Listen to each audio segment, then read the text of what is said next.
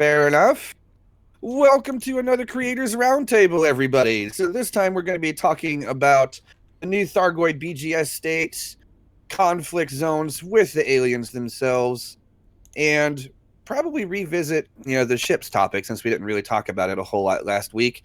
But this week we also have Yamiks, DJTruthsayer, myself, and the ever vulnerable Obsidian Ant. So go ahead and introduce yourselves, guys. DJ, we'll start with you. Let's go down the line. Hi there, I'm DJ, idiot in a spaceship. Occasional loud noises tonight. I'm trying to mute, so sorry. And Obsidian Ant? Hi, I'm Obsidian, and I keep blowing up my member. Without context, that would be rather interesting. Yeah. Quote. Yeah, that's what I was just thinking. You can take it whatever way you like. Oh my! Now, is it a black mamba? That doesn't matter. It's a reptile slithering thing, you know. And Yamiks, Tasty. Well, you're next in line. Oh well, I'm a cunt. That's about it, I guess. Oh no! I swore. How could I do this to everyone? Sorry. Such a terrible thing. Oh no! You.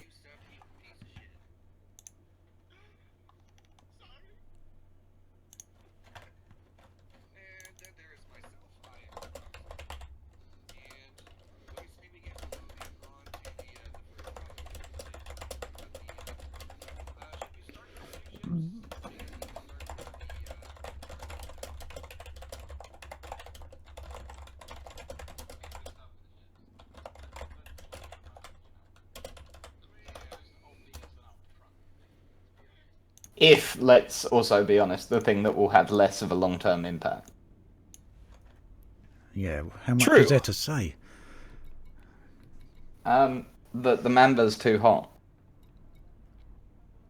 It does run a little high. No, couldn't be. I didn't notice that, DJ. No. How could Mamba be that hot? No. Also, called it on the crate, new exploration ship. So many people are calling that as the new, exploration meta ship. When did you possibly. call? Whatever. I said that I actually last have week. one down. I have one down in the didn't hear, Pleiades sorry. that's set up for anti-Xeno stuff. So, Well, that's that was the thing for me. I actually suspect that it will become my long-term combat ship because of the maneuverability. But that's because of how I enjoy to fly combat. I'm looking for essentially an eagle with bigger guns, and that's pretty much how it feels. So. yeah.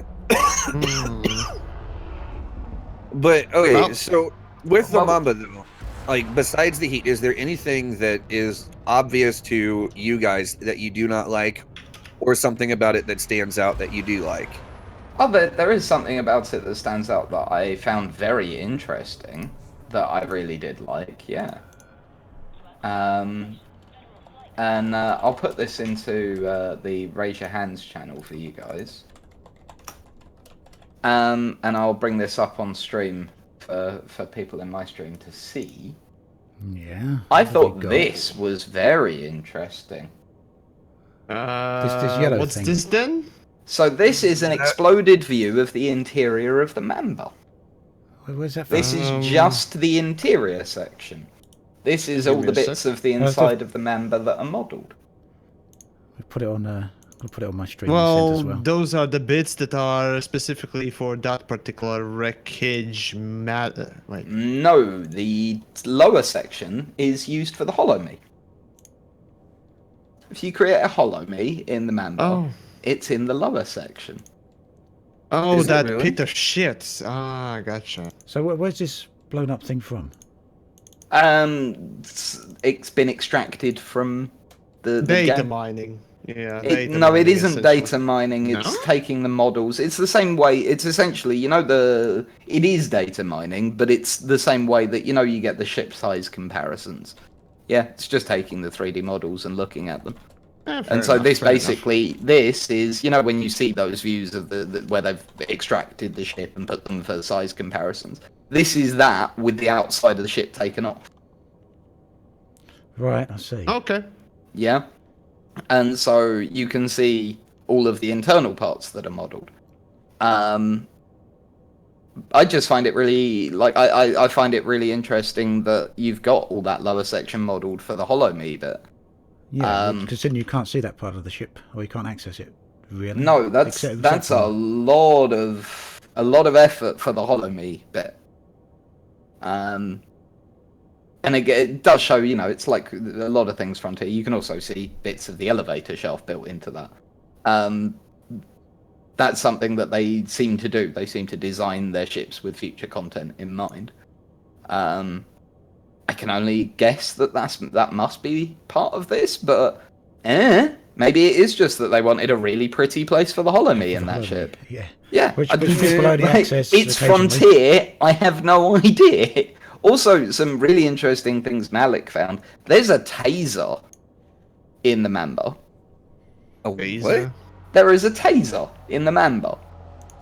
To repel boarding parties. There are a load of what look like 5.5-inch floppy disks. There is a screen on the lower deck which has the original Mamba on it.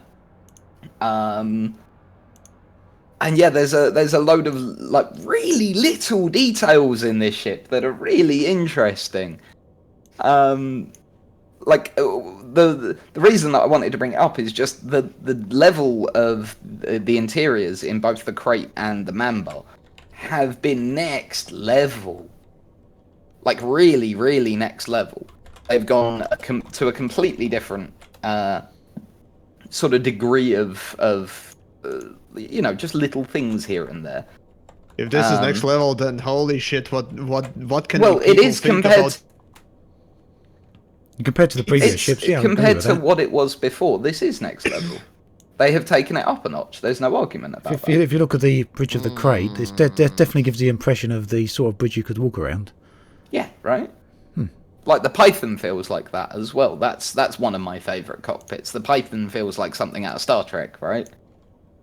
And yeah, I just... The reason I brought this up was just that I found it really interesting that they really have ramped up the internal look of the ships, and I like that. I want the ships to be more, more individual. I want them to look different. I want them to have character inside the cockpits and stuff, and I think they're achieving that now, where before it was very hit and miss. The more recent stuff has all been hit.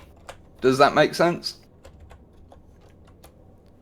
Sure, I mean, fine. Yeah, they put in a couple of details. Honestly, to me, this seems like, I don't know, either preparation for something in future. If it is something for the future, they why put it in the game right now? I mean, you could simply mask it off and, potentially improve the performance by not having those triangles being even stored in some way. So at this point, it's just perplexing that it looks literally like a half-done thing that basically artists just kept doing and never stopped. And I'm just thinking, usually when you make a model, right, which has a specific limited view, for example, a FPS hand model, right, you don't draw the whole body, you draw the hands, and that's a separate 3D render and what it does, if you know about the 3D pipeline. But whatever.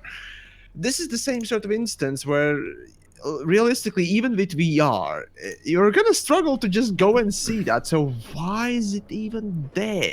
I think that's the question DJ's wondering. Is it to tank or fucking graphics cards even more so, or is it just incompetence in the 3D modeling department? Yeah. Probably they sat there and thought, how could we decrease the frame rate for everyone? No, I know, we'll make extra content in the ship. I'm pretty sure someone must have sat there and thought that. Someone surely wants to not be able to use their 144 hertz monitor, And why would they ever, make VR a bit cooler? That'd be a total waste of time, right?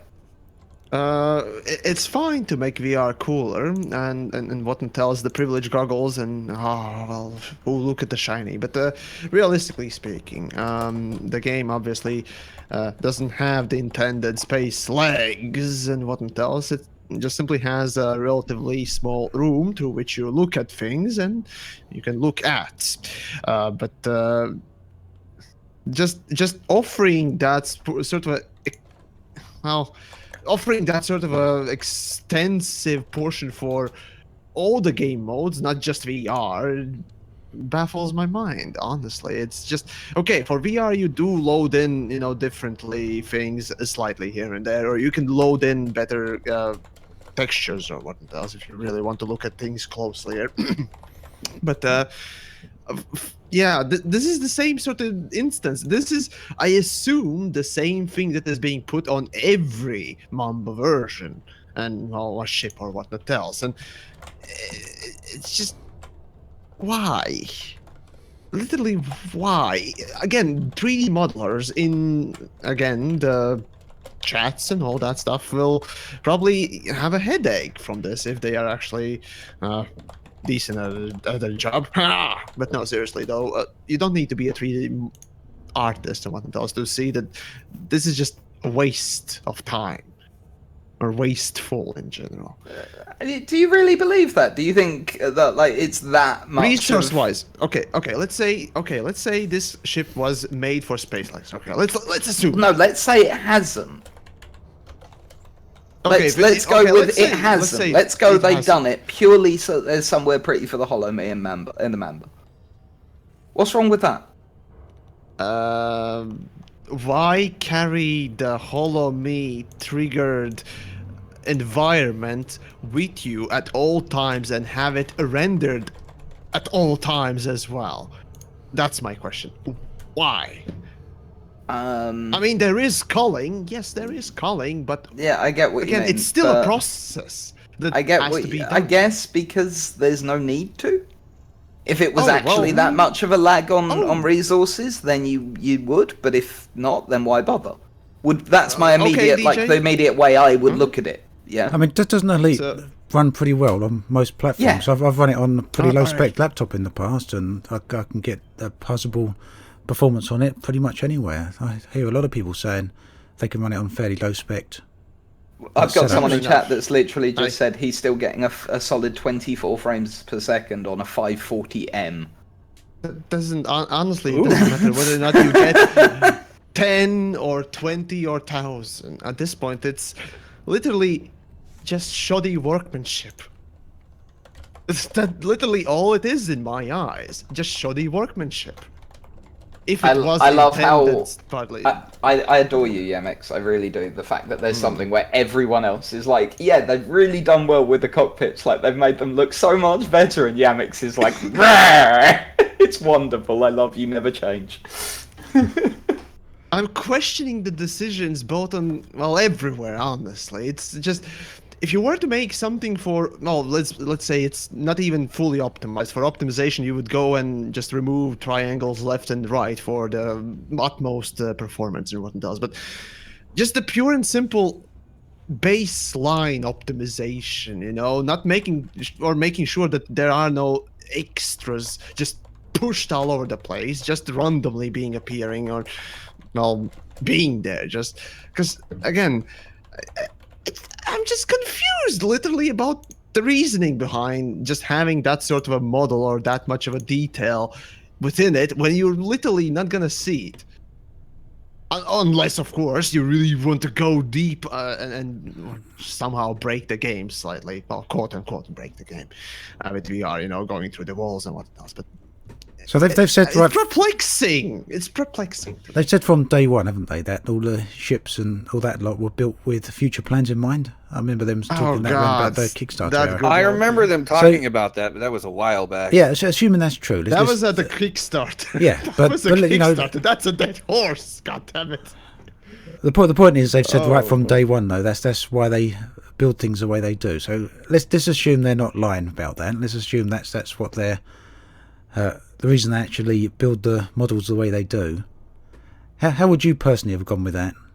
I mean, would you put the details in you need for a later future update that may come years down the line, or would you put the ships in a basic form and then only update them when the time's due? Right. When it comes down to game design, there are different ways of approaching things. And, when we look at Anaconda, it's actually a good example of how Frontier has chosen to do things within Elite Dangerous, and that is to make the initial sort of a then just over time alter it after the need has arose or risen. There we go, risen there. Just English good, yes. But yeah, once the need has risen, then yeah, go for it and remake it. And well, sometimes people do respond well to it. Sometimes they don't. With Anaconda, it was mostly no, we don't like the new one and what else, but whatever. The thing is. Honestly, if I were to make a game, knowing that okay, there would be space legs or potentially a mode of FPS mode that they teased constantly. You'd be able to walk, aboard your cockpit and what else, sort of a spiel thing. Okay, have that at least in the mind when it comes down to proportions of things and making sure that your chair is not so excruciatingly just slammed into your surroundings or just so tightly fit in places that it wouldn't be possible for animations to even work right. If the chair would move or something would rotate and what else, and the player would have to go around. In those cases, yeah, you're expecting at least some sort of proportional thought being put in the thing. But aside from that, really, just to save time and effort as well, I'd say just laying down the baseline concept would be just fine. And later on, when the game is more mature, you would make a full model and actually expand on it with proper, changes and so on and so forth. Rather than having them from the start, because considering that in games especially, making something for the future is especially for a feature that still hasn't come, or probably won't ever come, who knows, no one really does, but whatever.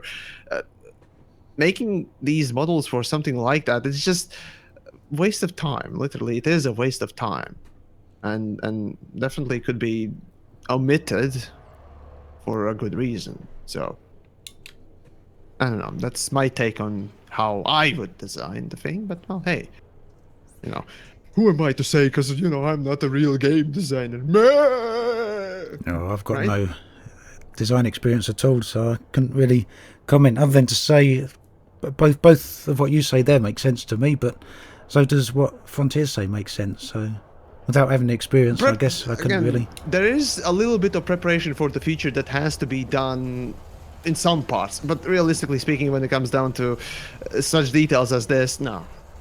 They're absolutely not needed. Whatever. Or at least separating them would be a smarter idea. Whereas loading the cockpit mode and loading the Holomy standing environment. Whereas most I ships adore is the one fact, the whereas I adore the fact that they do stuff like that. I really do. The fact that they sort of go to sort of the silly levels of detail. The fact that there's a taser hidden away in the Mambo. Yeah.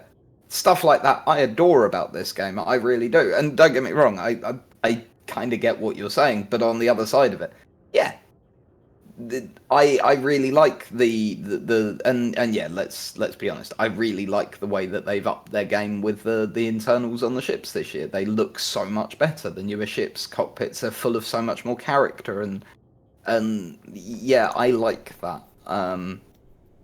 The new ships being more full of character. Okay, please translate it to something tangible that everyone can understand you on.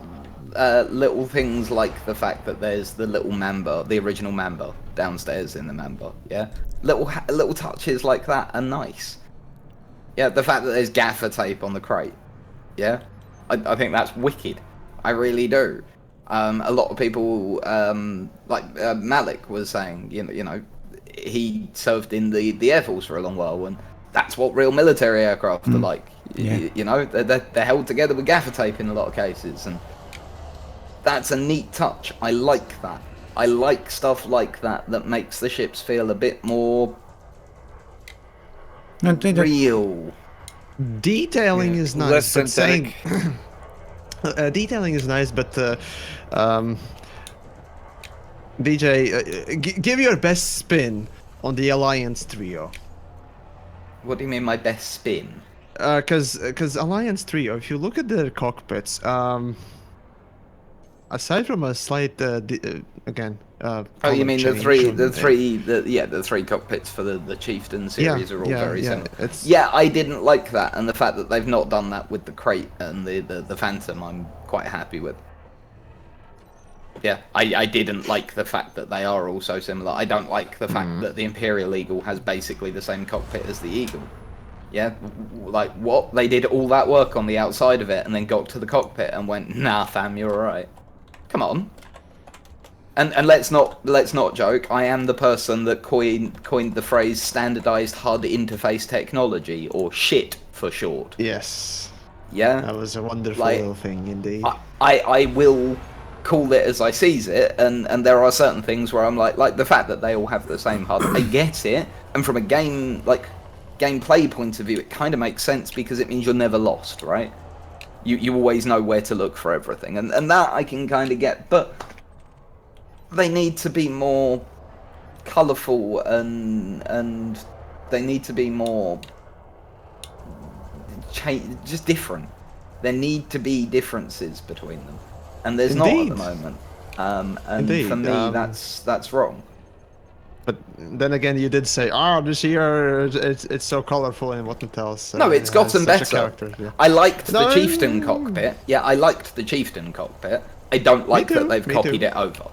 Yeah? Yeah. So I think their cockpit design has gotten better. I think the practice of copying stuff over is something that they seem to be realizing we really don't like, and they seem to be doing less of. Yeah, and that is... Oh, just wait, is- just yeah. wait. Let's be honest. People in general just tend to be lazy, and artists are no different. So, yeah. And to be Just honest, saying. though, I don't really see of all the complaints I do see about Elite Dangerous. I don't think I've seen anyone other than you, Yamiks, complain about the detail of the interiors.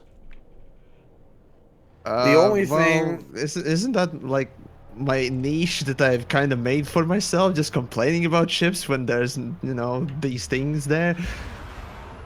Isn't it? Well, all right, whatever. Again, it's fun for me to just complain about things, and it's fun for people to watch it. Otherwise, well, I wouldn't be here, really, wouldn't I? So there's that. But no, if you're meaning genuine complaints like just wasted time and just not enough effort being put in, well, yeah, okay, give me an example. I'll give you a reason why. Anyways, carrying on then.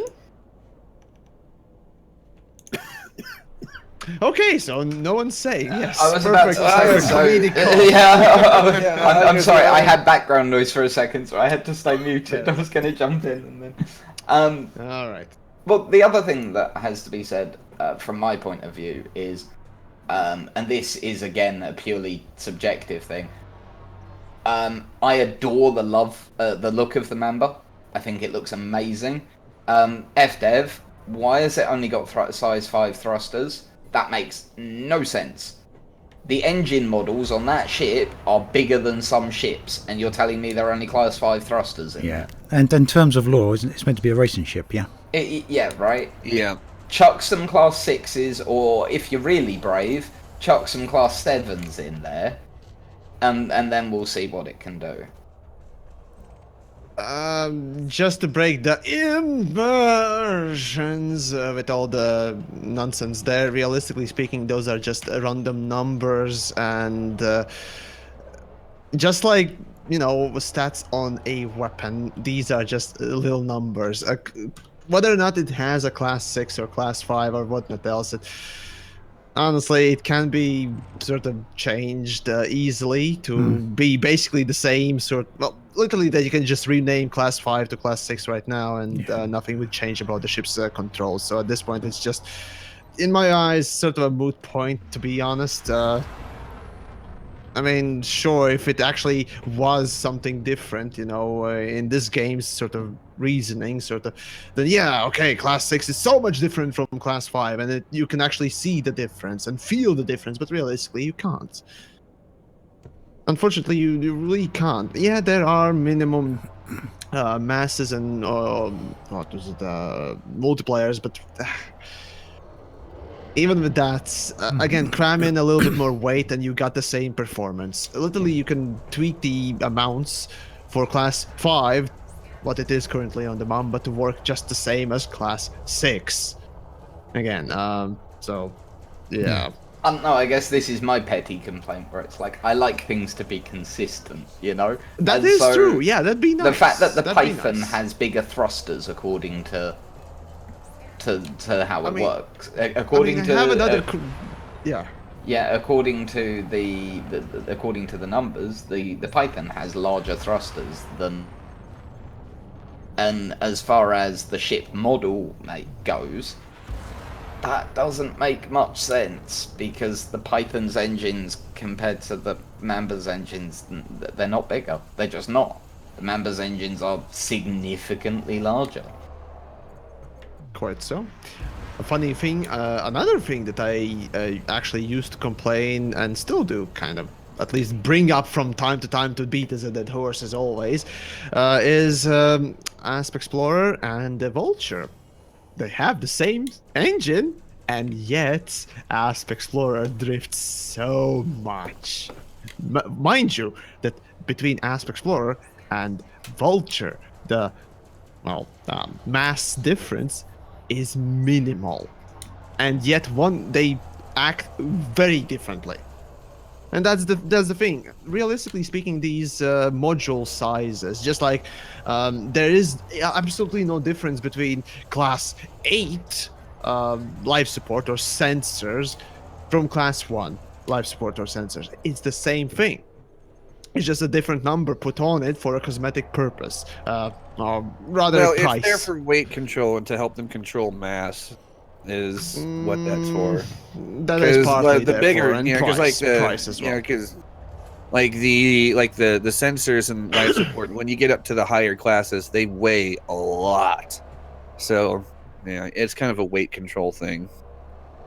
Yeah, it does And- certainly feel like a cosmetical thing, because again, the main rather typical aspects of it is just the same, aside from, again, just those little behind the scenes numbers that could have been done better, definitely.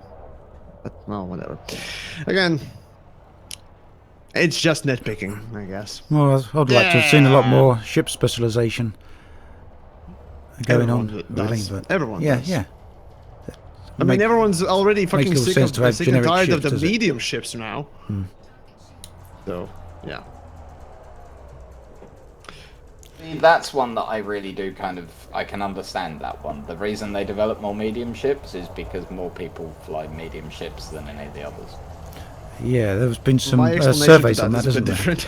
But Like the pure numbers, like yeah. Other than the Sidewinder, it's like once you get up into the medium ships, that's yeah. A lot of people are happy there. no, personally, I don't like flying the larger ships myself. Just don't Yeah, find see, it I very find the interesting. larger I call ones are- heresy on that! I don't know, the larger ones are good for some utility, but I always have the most fun flying the mediums. Yeah, one of my ships I enjoy the most is the Vulture. Yeah. It's not the medium ship. No, that's a small ship. Yeah, Yes, yes, it is. You know, actually, just- I was just kind of hoping emphasising, that Mamba. for me, it's not all large ships. Yeah, well, I was kind of personally hoping that the Mamba would be a glass cannon small ship, is what I was hoping for. Is we haven't had a new small ship put in for a long time. Now, When was the last time I think it was Viper 4 when they introduced, and that was the last time we saw any new medium ship, small ship. Yeah. and Holy that's been- fuck! It was 1.4. That was a See- long time ago. They talk about the Mamba, like they were saying, it's like the A10, but it's built around its engines rather than a gun. I want a small ship built around its gun. Like Vulture. I want no. I want a huge A small hardpoint. ship with a huge Yeah, one huge hardpoint, small ship. Yeah, that's what I Call want. it- That's my Call dream. it the ultimate useless one pump chump. Great. Well, yeah, it's gonna be No, I like just want as a flying Paroxsym was cannon. saying, it's a glass cannon. Yeah, I exactly. I want a flying gun. A gun with engines, I yeah. could get behind this. Like, slap a cockpit on it, slap some life support, some sensors, an FSD, some thrusters, we're good to go. I could get behind this. Heck yeah. But no, And It'd be seriously, dangerous Vulture with is its own literally that. Bertmobile. And the version Well- of the Imperial Eagle that popped out of a fracking station cannon against me when I was fighting Zack does not count to those that are pointing that out. That wasn't fair. It simply proves one thing. People What? at Frontier just simply don't play by the rules. They cheat, they swindle. So there we go, folks. Great example. It was for charity, Yamiks. Yeah, for charity you can always do something more interesting than just obliterating your enemy.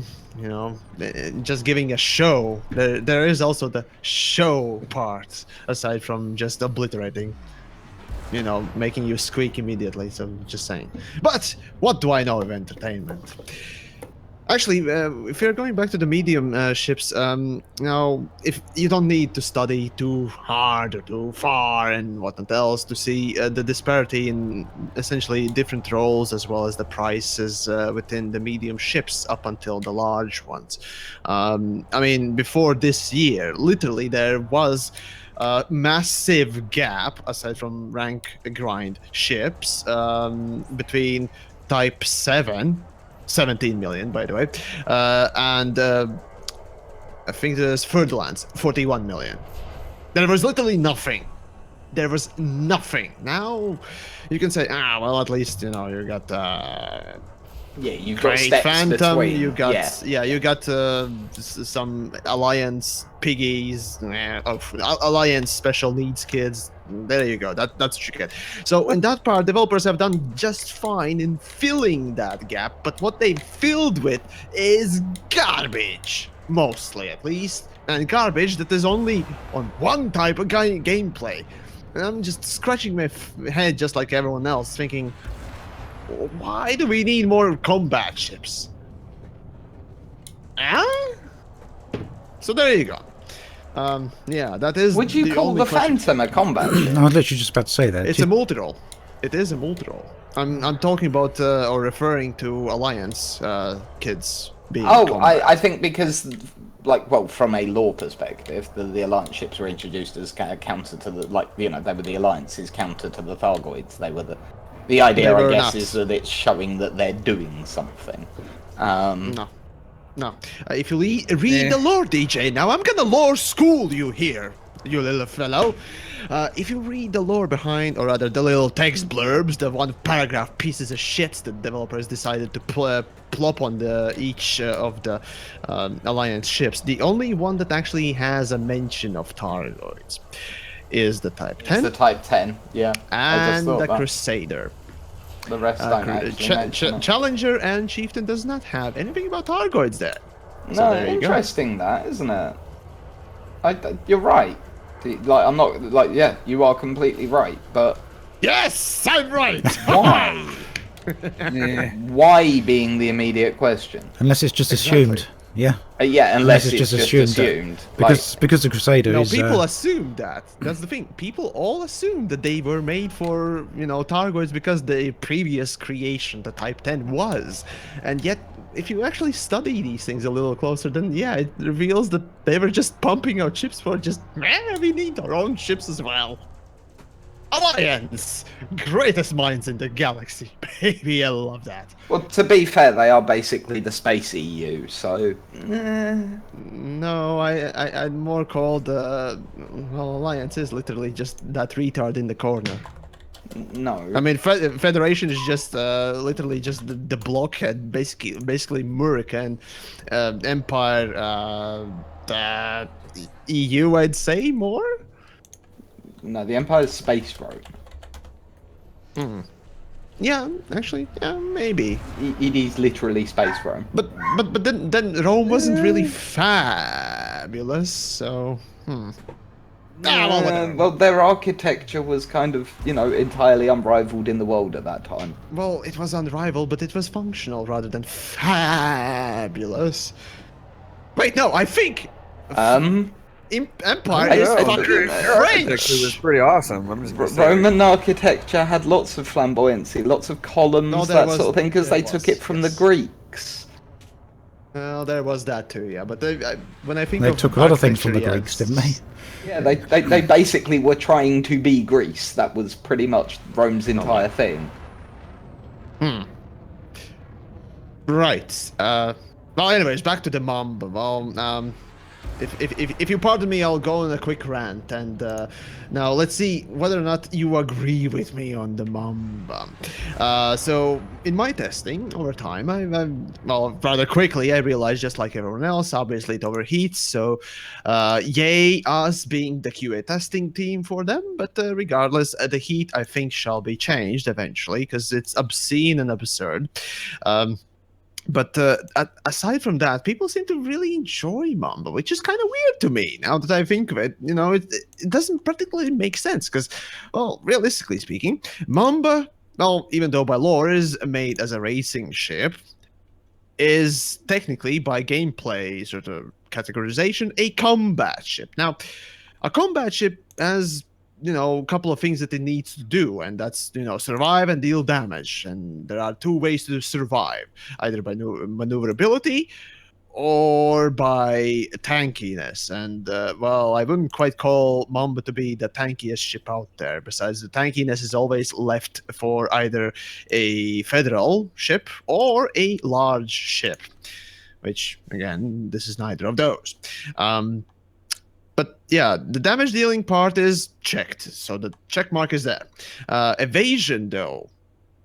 No, it has the speed, sure, but in combat, I'm sorry, that doesn't make sense. Yeah, sure, in combat you can be fast, but realistically speaking, who's gonna go in fucking Iraq and fight in a goddamn Lamborghini?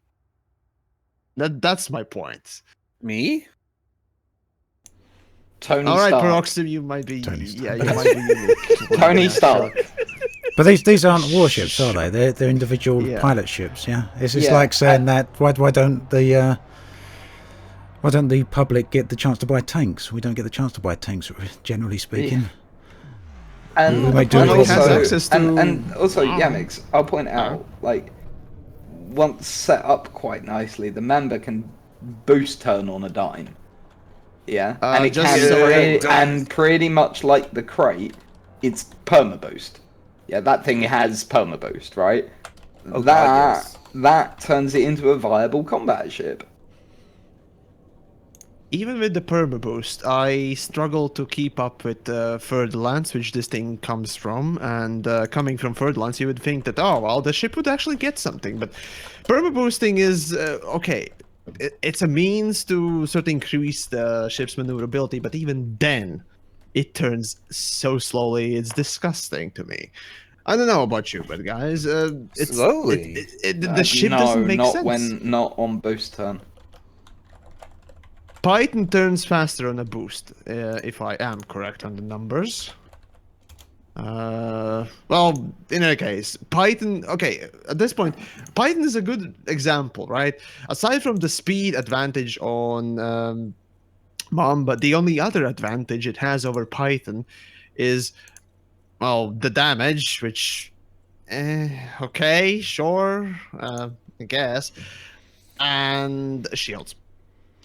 Everything else Python has is either the same. Well, aesthetics is No, that means a lot to it. It's Yeah, a- and that means it's yeah, a but it subjective does. thing. I like It Python is more. entirely, but it is something that means an awful lot to a lot of people. Sometimes just a completely different look of a thing means someone that formerly looked at, like, you know, maybe as an example, someone that looks at the FTL and goes, not interested, looks at the Mamba and goes, very interested. As you say, it is subjective. I agree with that entirely. But aesthetics can't be discounted either, is my point, yeah? Well, I mean, sure, yes, they can't be discounted, but mostly, yeah, the performance is the thing that will drag yes, you yeah. either way. Again, if you literally can't afford Ferdlands instead of a Mamba, so the question is, why would you choose Mamba? It doesn't make sense. For the performance it offers, it just doesn't make sense to me at all. So Well, aesthetics Yeah. is one of the answers to that. again, aesthetics is for the You people kind who of don't answered- particularly care about the performance. Well, yeah, but that's the vast majority. Most people in Elite Dangerous aren't min-maxers. Don't get me wrong, plenty of people are, yeah, and you're right, to min-maxers, that's true. But to plenty of people, the aesthetic look of a thing is just as important as the figures. Yeah, I mean, Jesus. Again, I'll go back to the fact that the crate has become my main combat ship, and I suspect the Phantom will overtake the crate, yeah? This isn't because of the amount of firepower that it has, or survivability it has, or anything like that. It's because I really enjoy flying it. It's the only reason I'm picking it. Yeah, they release something where I get in it in combat, and I go, this is even more fun, I'm switching to it in a heartbeat. Even if it has less firepower. Even if it has less shields. Yeah, I want something that is fun to fly in combat. That's my thing for combat. And my point being that everyone has a different thing. Yeah, for you it's pure numbers. Yeah, and completely fair. Not fine. necessarily. Yeah? I just simply know how to separate them. Haha, there's a throwing some shadow there, but no. No, you get my though, point. yeah. To you it's numbers, right? It's And to both, me it's it's both. to me it isn't. To me numbers, like Yeah, DPS, all that sort of shit. I'm never going to try and set my ship up to produce maximum I'm a possible lot like DPS. that as well. Yeah. Yeah, I just build something that's gets me roughly what I want and be done with it. I don't chase numbers. Yeah. Well, that's a surefire way to drive yourself crazy. That's what that is. Chasing numbers or not chasing numbers? Chasing numbers. Like Look if at you sit Minnie, there I and mean, just do come on. nothing to chase. well, I was about to say, you wonder why he's lost his marbles. Yeah. Like, Well, there you go. No, to be fair though, a lot of game players do min-max and chase numbers in most games. If you're going to make a game that allows you to modify your character or modify the weapons, and people are going to chase those numbers. It's the same with pretty much any game you play. You know. Yeah. Indeed. But you can't just the problem with that, of course, is for FDev, like, you know, you said earlier, if you can afford an FDL, why would you buy a Mamba? Well, the argument would be for the player that's on their way up that can't afford an FDL yet, and a Mamba is a stopgap, yeah? And so they can't constantly add stuff to the top end because that's just, you know, power creep. Which, let's be honest, we've already had in Elite Dangerous. And you can't ignore the players that are on their way up. As you said earlier, quite rightly, there used to be that huge gap in you know, on your way up between, like, what was it? Was it the Type 7 that you said? It was Type 7, 17 Yeah. million, up Yeah. until the I think it was Third Lance 41 million or Yeah, 45 right. million. And Something there was like that Again, huge I gap. can't remember now. Which, let's be honest, one thing Beyond has done is it sorted that huge gap out. There are now ships in that gap. Yeah, those are all no. Aside from one, are combat ships, and I'm They're all combat ships, are they? yes, Alliance Trio, and Crate Phantom. That's it. Yeah. It would be. Yeah, But then perhaps that's that you know, perhaps that's where that we're at on the ship launch scale at the moment. You know, they've released those ones, and there'll be more ones to fill out other things. I mean, you know, a lot of people are talking about the Phantom as being the new go-to exploration ship, particularly for mid-game players. You know, pre Anaconda players, it's perfect. And to be honest, compared to the Anaconda, there's a lot of people who are arguing that perhaps the increase in maneuverability and in supercruise and when you're down on planets and that sort of thing, the fact that it's smaller and easier to land, means that actually it's probably going to become the main exploration ship. And yet it can also do combat. And it's not a bad trader. So it's good that there's that multi-role one that's been introduced. I think without that, you would be very, very right, Yamiks, that they're just pure combat, and that wouldn't have been the way to go. And no, for me, the Alliance Trio has been an interesting, almost experiment from Frontier. You know, like, do we like this? Would we I prefer could have them? easily told them they failed already with my Cobra 4 and Viper 4 reviews easily. Well, but hey, no, no one because listens to me. I would argue that the Cobra 4 and the Viper 4 failed so badly because they weren't really improvements upon the previous ships. They did different things. Yeah? The Viper 4 in particular became this armor tank that... What's that got to do with a Viper? Right? I think that was more that they missed the mark on those individual ships rather than the concept itself. And I actually think that the concept has legs, but I think, and I hope that what we're seeing is that they are taking the lessons from that. Things like the fact that one of my biggest issues with the Alliance trio is the cockpits. Why, they're all identical. I get it, but I also, really? Come on, put some more effort in. And then we get the new crate, an entirely new cockpit. Right, yes, you seem to have learned this lesson. Continue doing this, then we will be happy. I'm happy for variants on ships, but I want them to be proper variants. I want to be able to tell the difference between them. I want them to be for different things.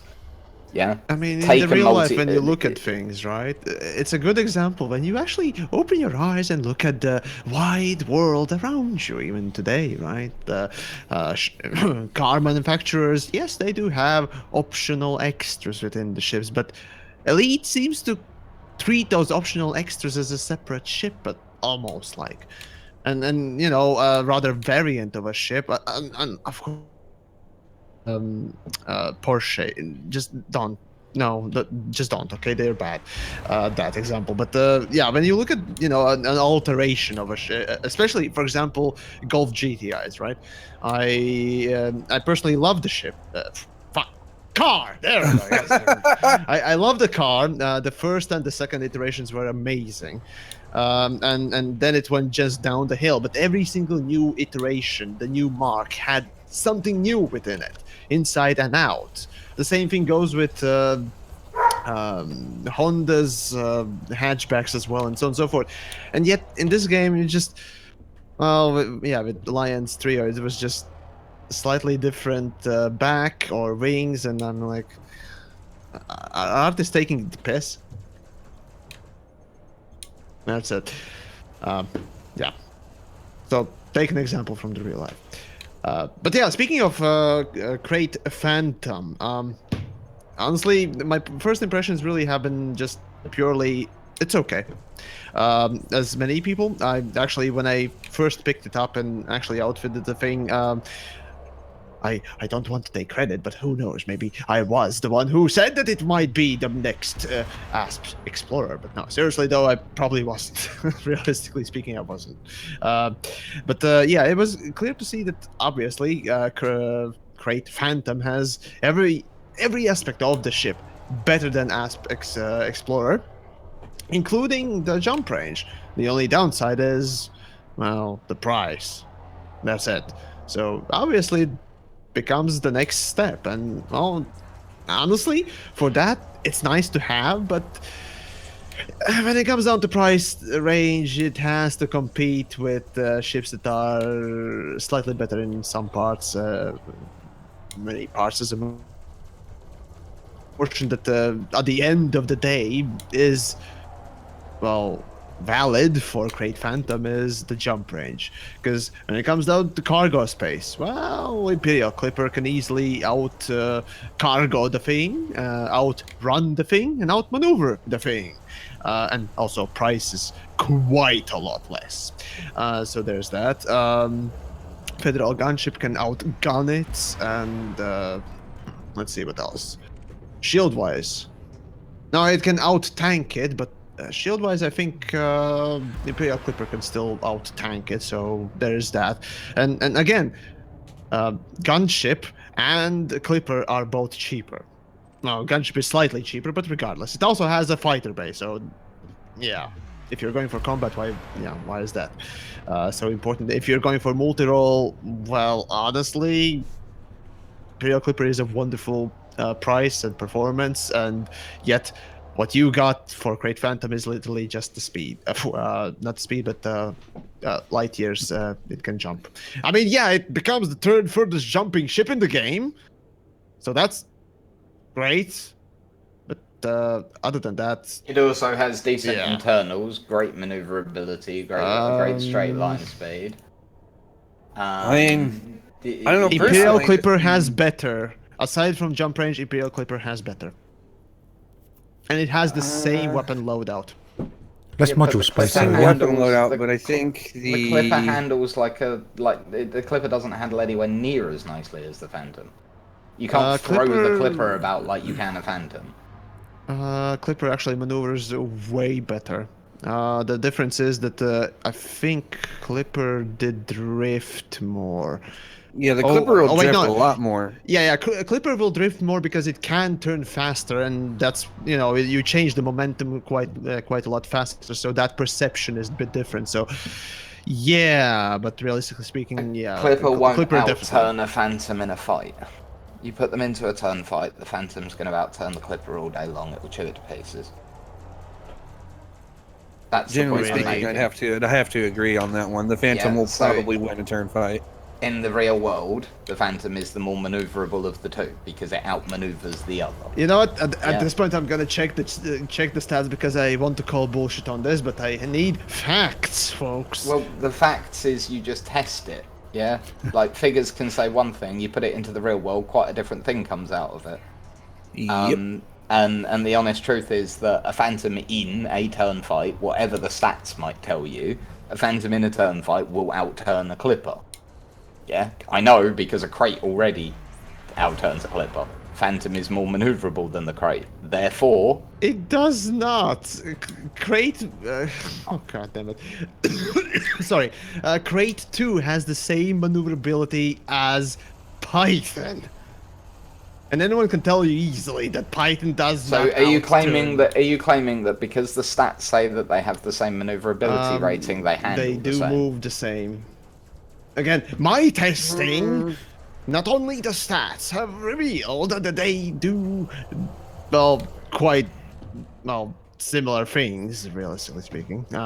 Yes, the Crate 2 does pitch slightly faster, but that's the only difference. Boost-wise, they have the same boost timings, if I remember correctly. Yeah, they have the same engines, the same power distributors, so they... Again, at this point, it's just numbers, numbers. So I highly doubt everyone or anyone would be really that interested. So, but I want to call bullshit on the whole outturn the Clipper. Well, then But test it. yeah, I'll make sure to do so. So yeah. Anything else about the ships? Not that I can think of offhand, other than I think the Crate Phantom makes an excellent anti-Xeno ship.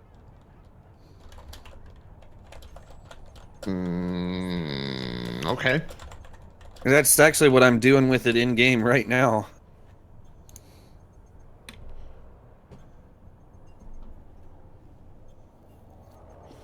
So the other thing we need to talk about is the new Thargoid states, which, to be honest with Oh you, boy. I'm hoping, Oh boy. I'm hoping that this is going to lead to finally the bubble burning, because there is finally potential for it. So for people who don't know, Frontier, was it yesterday, last night I think, wasn't it? Yesterday after the stream, they mentioned it on stream. There's a new background simulation state coming called Incursions, and basically each week there's a chance that a number of systems, what did they say, one system or a number of systems? Probably multiples, because I we thought already it was a have number, multiple yeah. systems. Yeah, there are multiple systems can come under attack, like by Thargoids, and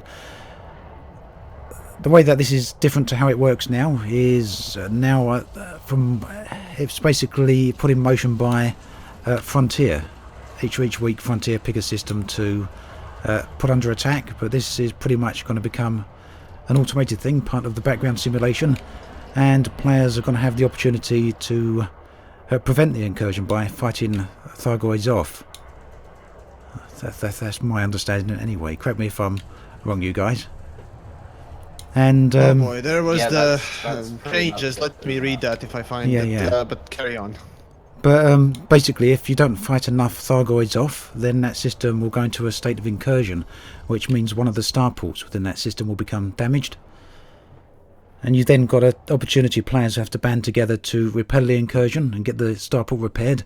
I think they get a week or so to do that. I'm not sure if they mentioned a time frame, but if you don't, if the Thargoids aren't repelled from that system, then another starport within that same system can also become damaged, assuming there's one in there that can. And basically, it looks like, at the moment at least, there's no... yeah, they didn't actually specifically say that. There's no time frame on an incursion state, so a system that goes into incursion could indefinitely stay in that state if players don't repel the Thargoids. Right, I can read the thing if need be. Or you prefer to go? No, go on. I think I covered the gist Alright, of it there. so, just to go over the changes. Right, I probably should share the link for the thing real quick. Give me a second. The link is there. Right. That aside, right. So, the new state, Thargoid Incursion. As the time progresses, various systems will find themselves attacked by Thargoid scouts and interceptors. Commanders will need to defend the system by killing Thargoids. If they fail to kill a certain number of Thargoids, the system will enter a new background simulation state, Incursion. Incursion is a system-wide negative background state that impacts all the factions within the system. Players defend the system before and during incursion by killing Thargoids in the system. So that's the incursion. When a system enters incursion, the following steps happen. Following happens, rather. One starport presents, or once the starport present in the system that can be damaged will be damaged. So only one, assuming. So that's kind of shitty, but all right. Well, I guess Thargoids are very picky about starports. Well, anyways, each week that passes whilst incursion is active, a new starport that can be damaged will be damaged. That's in the same system, I assume. Okay, Yeah, so yeah. they have schedule, folks. Thargoids have schedule. Okay, moving on. If a starport has been fixed after being damaged, but the system is still in incursion, it can be damaged again a week after. So guess what, folks? Grind all day. Anyways, all megaships in the system at the point of the state enters incursion. At the point of the state enters incursion will appear damaged and unable to continue their journey. So, well, that will be an interesting way to stop megaships from moving, I guess. Anyways, moving on then. Thargoid scouts and interceptors will that were found in the initial attack will continue and have a presence, but stronger Thargoid interceptors will now also make an appearance. Let's see. Thargoid scouts and interceptors that were found. Oh wait, sorry, read that already. Thargoid conflict zones will be found in the system, which pits players against Thargoids in waves of combat. Make that out of what you will. The incursion state lasts currently indefinitely until players remove it. So there's that. To overcome the incursion state, commanders must kill Thargoid scouts and interceptors. How much? Obviously, that's not ever told to us. Anyways, the amount of kills that needed to be removed, remove the incursion state varies from system to system. So, okay, there you go. That's literally all there is. And of course, developers will be talking about that thing next week, if they actually get to that point. But well, you know, that's a different point. So there you go. So incursion states. Thoughts? Well, I think it's a step up sounds from... interesting. Go on, sorry, Proxim, go on. I was gonna say it sounds interesting. It might actually give us a reason to, pay attention a little bit more. Hopefully, we'll see. Paroxsym, are you not afraid of systems being attacked by Thargoids and starports being destroyed already? Have some humanity, man! I mean, it just sounds like fun. Like, give me a reason to actually care. That's what I want. But Like, humanity. Put my stuff under threat. Make me give a shit about it. Like, that's what I want. I definitely think it's a step up from where we are at the moment, where it just seems too much of a manual process. Yeah, it's at least now, with it becoming part of the BGS system, at least it's going to feel a little bit more alive and reactive, hopefully. But it does depend on what sort of thresholds Frontier set for things like the station repairs. If the thresholds there are too high, then people probably aren't going to bother repairing the stations. But then again, these are going to be stations that are player group stations, probably, so some people are going to care. Of course, there's always somebody that cares. I mean, there's AXI, so... Well, yeah, there's AXI, and we've got a brand new station in Hilla called Plater's Tyranny. You know, if they even try to mess with that one, that's all hands on deck for my player group. There's no way they're getting their hands on that one. Yeah, personally, I'm just hoping they set the station repair threshold low enough. I think someone worked it out some time ago. They went through the community goal. I can't remember if we talked about it past in one of the streams, but basically someone went through the community goals where you had to gather the resources for building a space station, and they compared that to the repair requirements for the space stations that had been damaged by Thargoids, and you needed significantly more resources to repair the station than build a brand new one. So, hopefully, there was that, and the amount of physical space that the materials would take up was something like 3 or 4 times more than what the station itself actually, like the size of the actual station. Yeah, the volume. I thought that was funny. Yeah. I think it's a great idea. I just hope they keep the thresholds low enough. Unless, of course, as DJ says, the bubble's going to burn. In which case, if Frontier want that to happen, then they'd deliberately keep the thresholds up high, wouldn't they? You would think that or the incompetence. Burn it. Well, I mean, either they're going to keep the threshold real high, or they would just have like an ungodly number of attacks every week. Which, I mean, I suppose that's a possibility. My hope is that we're overwhelmed system-wise. We can strategically choose systems to save, but we're not going to be able to fight off everything. That's my hope. Yeah. Because I am someone who literally wants the bubble to burn. I think that it would be for the betterment of Elite Dangerous if the bubble would just go away. And we compacted everyone down into a nice small play space, like, I don't know, Colonia is an example. I genuinely think that would make for a better, more enjoyable computer game. But this is my point I think of view, the bubble's too big. Yeah. One of the reasons we don't see enough players around and all sorts. Yeah, right. Yeah. You're not going to bump into someone. It's very unlikely when there are 14,000 systems. It's just unlikely. If there's 50, you're going to be bumping into people every time you jump. Well, it should be a nice change. Right? Wouldn't that make for such a different feel to Elite Dangerous? Now, do we know how many systems are in the bubble? I always forget. It's about 14,000. Yeah. I knew it was over 10,000. I personally think it's pretty good approach, though, what they're doing with the incursions. But I've seen a couple of people here mentioning comments. I don't know if you've seen a similar sort of thing about how currently all the Thargoid content is optional, so people have got the option to just completely ignore it. And there's the potential here now that they're putting it in people's faces, which I think is a good thing, but I suspect some people are not going to feel that way. Also, it depends whether we end up getting interdicted by Thargoids, which I think should be a thing. We already kind of do, but no, yeah. Right now it's really rare. Interdicted in Supercruise, I mean, not through hyperspace. But that's the thing. We don't see Actual Thargoids in Thargoid Supercruise, so... Yeah, they don't see them in there. Do they Yeah. even have Supercruise as such? Right, yeah. That's a valid point. Although it's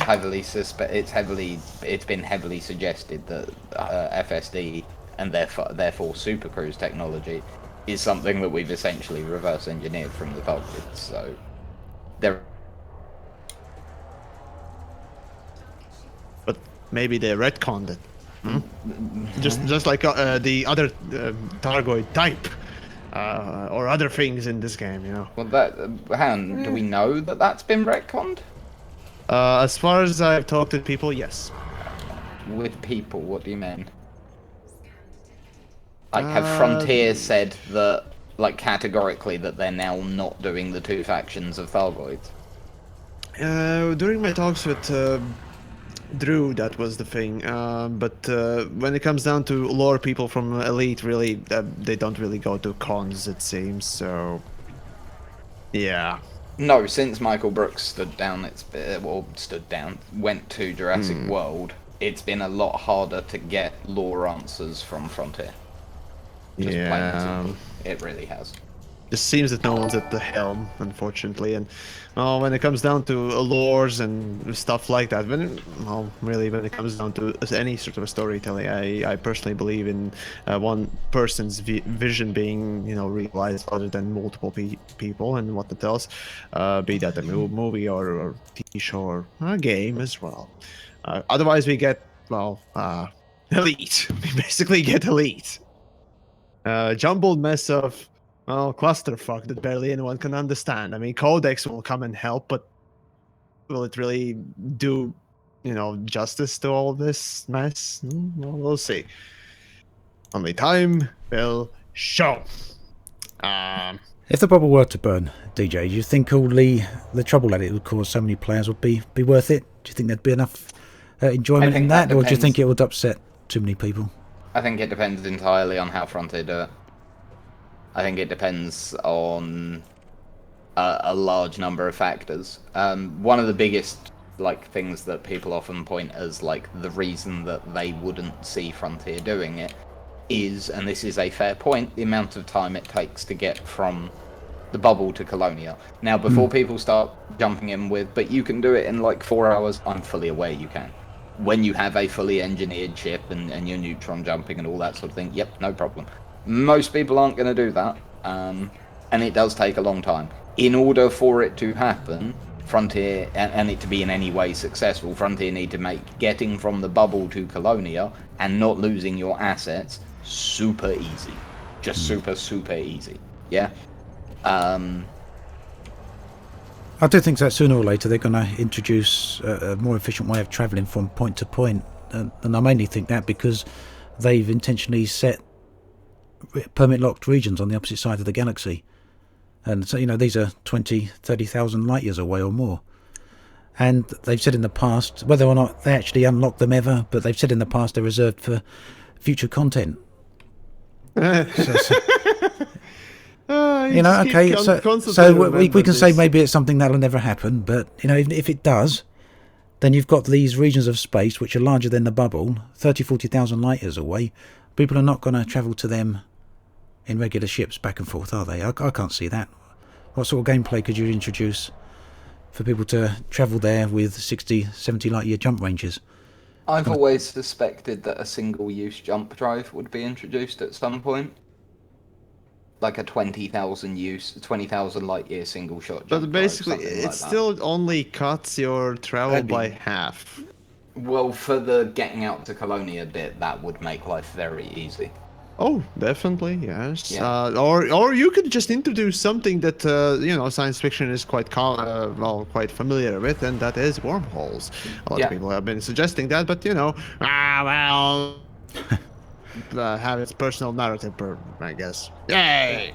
And also, there is nothing stopping Frontier introducing a new technology into the lore that suddenly increases FSD ranges by 100 times. Just like they introduced Guardians. Oh, wink, nudge, nudge, right? Yeah, right. There are ways around this, is my point, yeah? Yeah. And I don't expect Frontier would do that, by the way, that last one. I'm just saying another potential way that you could deal with it very easily just by messing with a variable. Yeah. People have suggested all sorts. Wormholes, Stargates, Raxler, for fuck's sake. There are many ways that you could do We don't know how the Thargoids travel yet, do we? They go into which space and how far can they travel? Right. Stations have got a huge jump range as well, haven't they, apparently? Yeah, we know this from Apparently Jack. they can go. I was about to say. Apparently they can go a flipping long ways if you give them Although enough fuel to that use in one go. apparently, Well, don't Jack's forget, did that it. was the first time anyone ever did anything like that. So, Yeah, but even still, Jack's jumped, what, 24 light years nearly in a single jump? Yeah. What? Jack Station. Oh, Jack. Oh, Yeah, yeah, that 24 was 20 something. Yeah. Yeah, 24,000 if I remember rightly. Or is it 22,000? It's about Might be 20 something like 22. I don't know the It's exact number. It's 22,000. over, it's Yeah, over 22 22,000. anyway. Yeah, because it's about 2,000 light years over what you can route Yeah, in a single yeah, route plot. yeah. But yeah, I've thought for a very, very long time that this is the way Frontier were going. I still hope that I'm right. I honestly believe that, and you know, this, a lot of this comes from conversations that I've had, because I didn't play during that period, but conversations I've had with people who played during the very early days of Elite, when it was in Alpha and there was an area called the Pill. As far as I understand it, you couldn't jump more than one system. You couldn't route more than one system at a time, and there was about 50 systems. Yeah, in a pill shape. Yep. I remember going to the Pleiades like that. Shortly after that, yeah. And apparently, like, the amount that you bumped into players led to a period of the game that everyone that played in it just looks back on with huge amounts of fondness, because of the amount of interactions they had with other players. And they said when it opened up to the whole bubble, that was lost, because suddenly there were thousands of systems, and no matter the number of players you get with the number of systems that we have, you're not going to bump into players that often unless you go to a hotspot like a CG. And so the idea of the fact that, you know, Frontier know that, they're aware of that, and I think they experience that themselves. And I have long wondered and suspected that, yeah, they're going to fix that by putting us down into a small a smaller player space, which would be far more community-led. It's interesting that I said all of this the first time before Colonia was even a thing. And then Colonia happened and gave me lots of hope. And now I'm less hopeful, I have to admit. I don't think that it might happen. Unfortunately, I suspect Frontier have been worried that it would cause too much of a disaster for them, PR-wise, you know. Whereas I think, you know, if you do the whole Battlestar Galactica story of everyone having to get out to Colonia, being chased by the Thargoids, getting out there and re-establishing civilization and then fighting to take the bubble back, you know, and you give people the option of Elite really actually dangerous by making there be, like, and the thing that I think it'll be is the engineers. If they do it, the engineers will be holdouts, and those systems will be holdout systems, and you'll be able to expand from those and slowly reconquer the bubble and do a guerrilla war. And if you know, if you want to exist in that area, Elite's going to be really actually dangerous. And if you want a more normal Elite experience, you play in Colonia, and Colonia meanwhile expands as you know, we colonize it more, because obviously the influx of people would be ginormous. Yeah, and it opens up a lot of opportunities for things to do mechanically game-wise. It opens up a lot of opportunities for more players to just interact with each other on a regular basis. It opens up that opportunity of giving essentially an Elite really hard mode by having the bubble as that. And it does all sorts of different things that I think just lead to a better game at the end of it. Personally, anyway. Yeah, yeah. I mean, I remember, got a lot of fond memories of the beta days, back when we were still literally in that pillar-shaped bubble. A couple hundred systems, wasn't it? Or 100 and something systems? Yeah, it was small, yeah. But you just get a lot more familiarity with all those systems, rather than feeling like you're just a drop in a vast ocean and everywhere looks the same.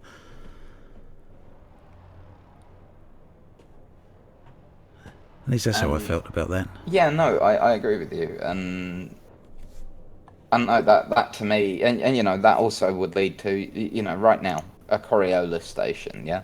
It's another Coriolis station. Whereas if in Colonia there were like maybe 5 Coriolis stations, yeah, there were maybe 2 or 3 Ocellus. That would definitely make them quite unique. Right? That would be quite something. Again, there And is... and then that changes that whole impact, right? It's... Yeah. There is that good old saying, brevity is the soul of wit, in some ways, and I guess you can... Well, I'm trying to butcher it in this context, but, well, hey, I'm trying, damn it! No, But get what you mean. the idea is, again, the idea is essentially instead of quantity, there's quality. Oh, shit, that probably would have been better saying, whatever. Sometimes less is Whatever, more. That's another way of saying so, it, yeah. It's quality over quantity, and yeah, when it comes down to Elite Dangerous, there's already so many copy-pasted things. It's disgusting, to be frank. And over time, you just get bored of it, obviously. So, but if you actually keep things unique, then there can be interesting things. For example, right? A good example would be the crashed Thargoid sites, right? There are 3 of them. And I have a fond memory of one of them quite well, the big one. Why? Because it's unique. Because there are only 3 of them, at least as far as we know. And that's pure and simple there. I like it because, again, there's nothing like it out there other than that. I mean, yes, this game is massive and so on and so forth, but that's the thing.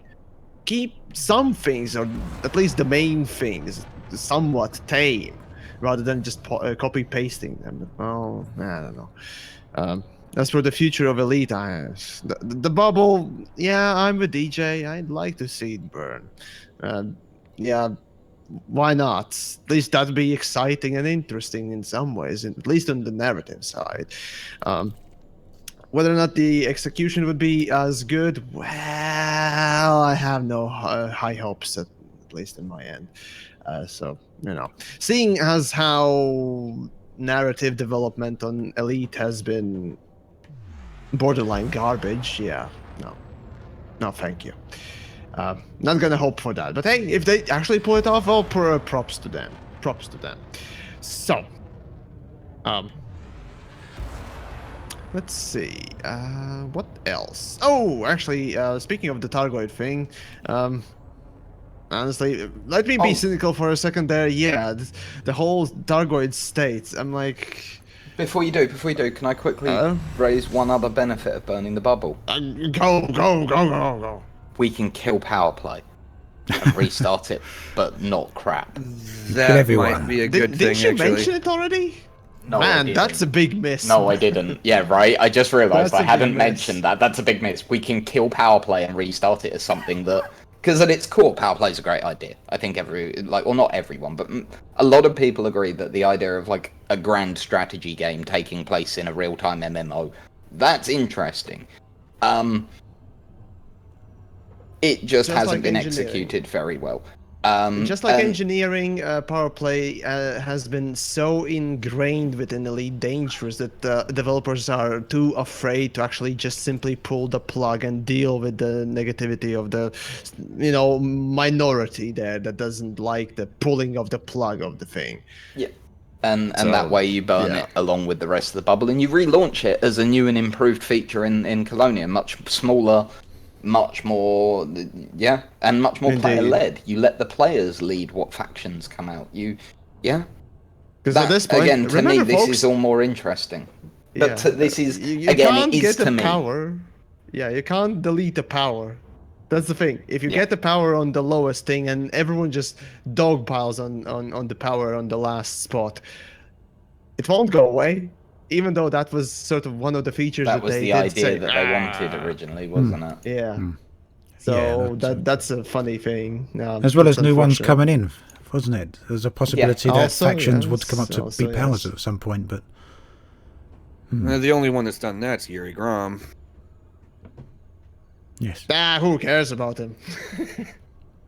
Well, there is that. Actually, there is one thing that I did want to sort of rant on a little bit. And that is the whole beta, as a matter of fact. So, just a little questionnaire for the current roundtable nights and whatnot else. How do you find this particular update within this whole beta? How Okay, let's do you go with mean? DJ. Let's go with DJ on the top. Well, what do you mean by this update? Do you mean the ships? How do you update? find it? Yeah, how do you find this particular update in the grand scheme of this What, beta? beta 3? Yes. It's the ships update. It's, to be honest with you, I understand exactly why they split the ships off into a separate update. It's Elaborate, because in the past, when they have done betas and they've let the ships go in from the beginning, everyone jumps on the new ships It's the and they're all first thing they excited and they test, play with the yes, new and ships, no and one that's does all they anything do. else. Exactly, and they log out and they've never done any of the actual beta testing that we need to do with beta testing, yeah?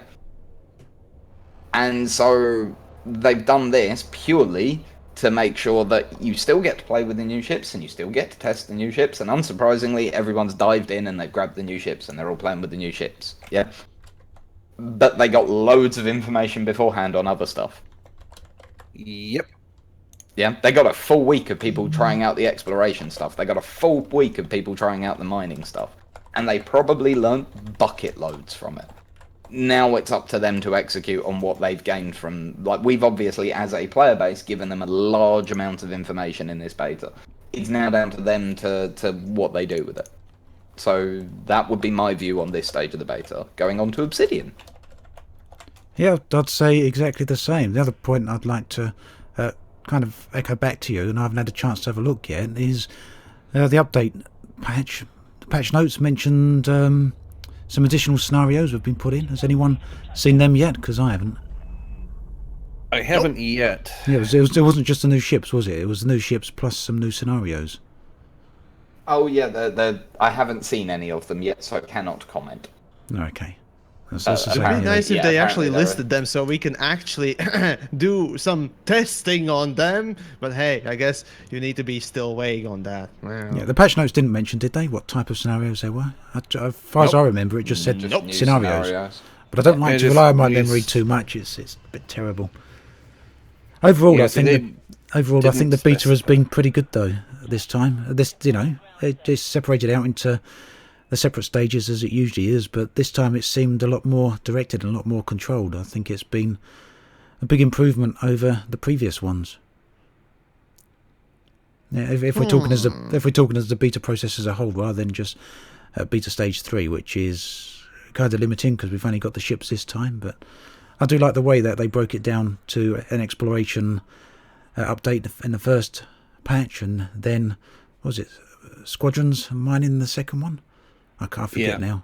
Yeah. And then, let's see. The first one was the visual changes, exploration changes, and BGS changes. The second one was mining and squadrons. The squadrons. Yes. Yeah. I think it's an ideal way of doing it. Really, it makes sure nothing's too overloaded all at once. It directs the players where Frontier want the players to go, and because I think there's been enough content this time round, you got a lot of time to spend looking at different things. I didn't feel that week's worth of testing. You're sitting there twiddling your thumbs, really. There was plenty to be getting on with. So, yeah, I think... Paroxsym? I'm just going to have to agree with what's been said already. The sequence that the beta updates have gone out in, I think, worked out in their favor because you give kids a new toy, especially in Elite Dangerous. The equivalent of that is giving them a new ship.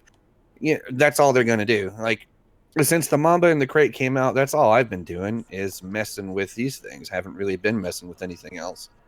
And so they're not really getting the beta testing out of me. So, it's a good thing they did it this way. Beyond that, there really isn't a whole lot else to say. The sequence is fine. Yeah, I'm just kind of hoping that they take the feedback and that they've gotten from the beta and iterate on this stuff to just kind of keep improving it. That's it. All right. Well, now, of course, Yamiks being the cynical fucking cunt, he's gonna, of course, rant on a little bit here. So, when it comes down to the beta, now, ships being separated from all the other updates, as DJ pointed out, well, people tend to jump on ships quite a bit because, well, oh, it's a new shiny. But realistically speaking, these tools, which, yes, ships are tools for the game rather than a new feature, I tend to get quite a bit of notice because, yeah, well, we are using them the most. And, well, obviously, the new usable thing gets the most attention. And separating them in some ways can be a smart thing. But I don't know, I just can't but to feel the sense of cynicism just creep on then again, who would I be if I didn't have that, right? So, but anyways, when I look at the ship update, and the whole beta as a thing, really, one thing really comes to my mind, and that's stalling for time. Because the last week of beta has nothing, and the second to last week has ships, which basically are not actually any sort of a change to the game or in a big way. It's just a new copy paste of, well, Mamba is a third lance and Crate Phantom being just a crate. So literally just copy pasted ships without the visuals, some new sounds, and that's about it if we water down things. So it does feel like the developers are just wasting or spending time in some notable way with the ships on the second to last week, and well, since they have nothing else for the last week, well, I guess they left it empty. But my question is, well, if they're stalling for time, then what are they stalling for? What's the point? Why drag on this beta so long? Maybe there has been a beta that lasted this long, but at least since I started or restarted playing the game since 2.2, I think. Yeah, I managed to get in the 2.3 beta as well. It didn't last this long. So I'm just wondering, scratching my head and thinking, why? What's the point? All right, I don't know. There's been some pretty substantial changes, hasn't there, with this update? Yeah. I think it's changed the underlying elements of the game, the visuals. But in the past, hasn't been there similar big changes to the game? There's been similarly sized betas in the past as well. This isn't the only one to last a month. They have done 2-week betas. I can remember that, but 4-week betas. I'm sure. None. Chapter one was a month, wasn't it? I'm sure it was. I believe it was a pretty long one, yeah. If not, it was 3 weeks. And Frontier used to do shorter betas, and people kicked off. Yeah, a lot of bugs got through, and people complained. So Frontier went for longer ones. But as honest, for with the one longer one they did, it was quite successful, right? Sorry, man. That's all right. And I was just going to say, as for not seeing really what's in week 2 and week 3 and week 4 of the beta, I'd like to know what sort of information and stats and data Frontier are collecting their end, because I know they're collecting data like that all the time. Yeah, just because we're not seeing anything this end doesn't mean they're not seeing anything. I mean, how long would you test it for, Yamiks? Well, when it comes down to it, well, it's hard to say again. I don't have their numbers or their stats or whatever else they have. Nor do I ever have run a beta on my videos or what else. I usually release a product, and if it's flawed, well, I'm trying to do best next time rather than launching a beta. There's also a cynical thought in my head popping in right about now that developers are using betas. And this is not exclusive to Elite Dangerous. This is about most other games. Releasing betas and getting the negative, sort of feedback, or just people shouting from the mountaintops about the worst things ever, and when the time comes for an actual release of the thing, well, the same people that shouted the bad things, well, seem to be beating a dead horse, and they either get shouted down for just repeating things or ignored, or either themselves can't keep up the criticism about the bugs that get through or issues that still get through, and using this way to increase the positive PR, or rather reducing the negative PR on the launch of this update. I'm not saying Frontier is doing that, but well, it could be used that way. And I don't put it past gaming industry to actually attempt to do that. I mean, early access is essentially that in some way. Oh, there's a bit different reason to do it in early access, but there's still that. But anyways, I'm just being very cynical today, so just to counterpoint these fuckers, you know. Well, just a point here. Someone in comments was mentioning that patch 2.3 lasted 5 weeks. 2.3, you say? Yeah, 2.3 lasted 5 weeks. Was it 5 weeks? Yeah. Interesting. That's a long one. Well, that's weird because. Well, which was 2.3? 2.4 was the last one, wasn't it? So 2.3 that season. 2.3 was with Dolphin and Multicrew.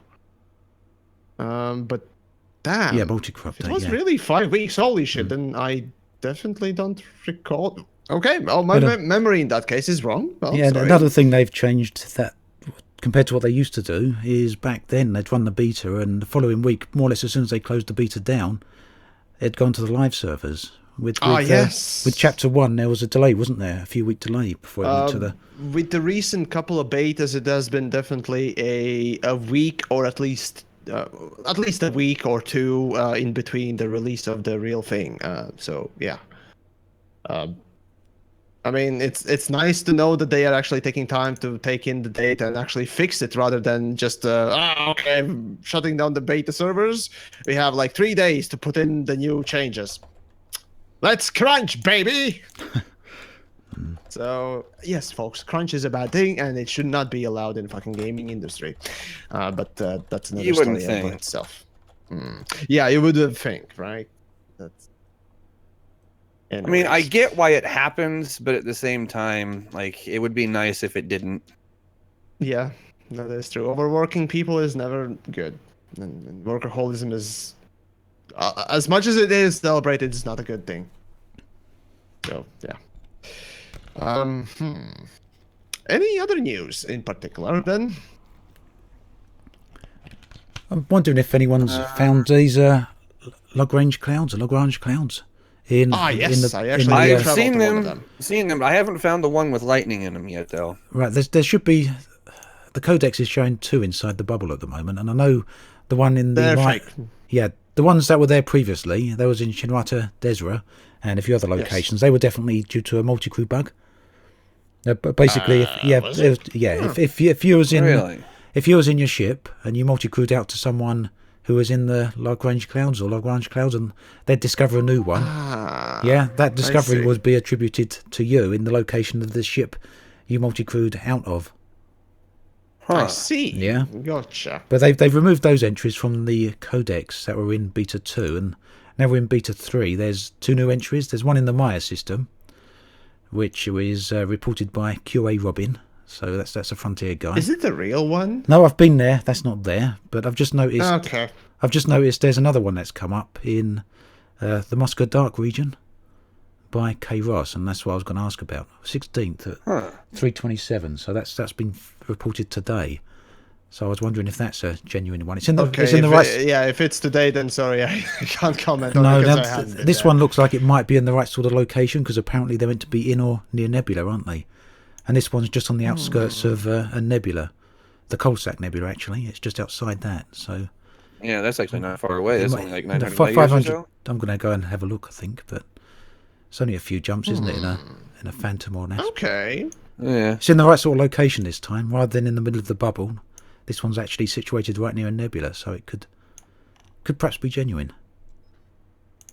Could be. Yeah. I mean, I have a jump range capable ship, so I might actually go and take a look. Well, it could be nice if it was there. At least I wouldn't need to travel to 12,000 fucking light years. So was it 10 jumps or so in a decent ship, isn't it, or less? So.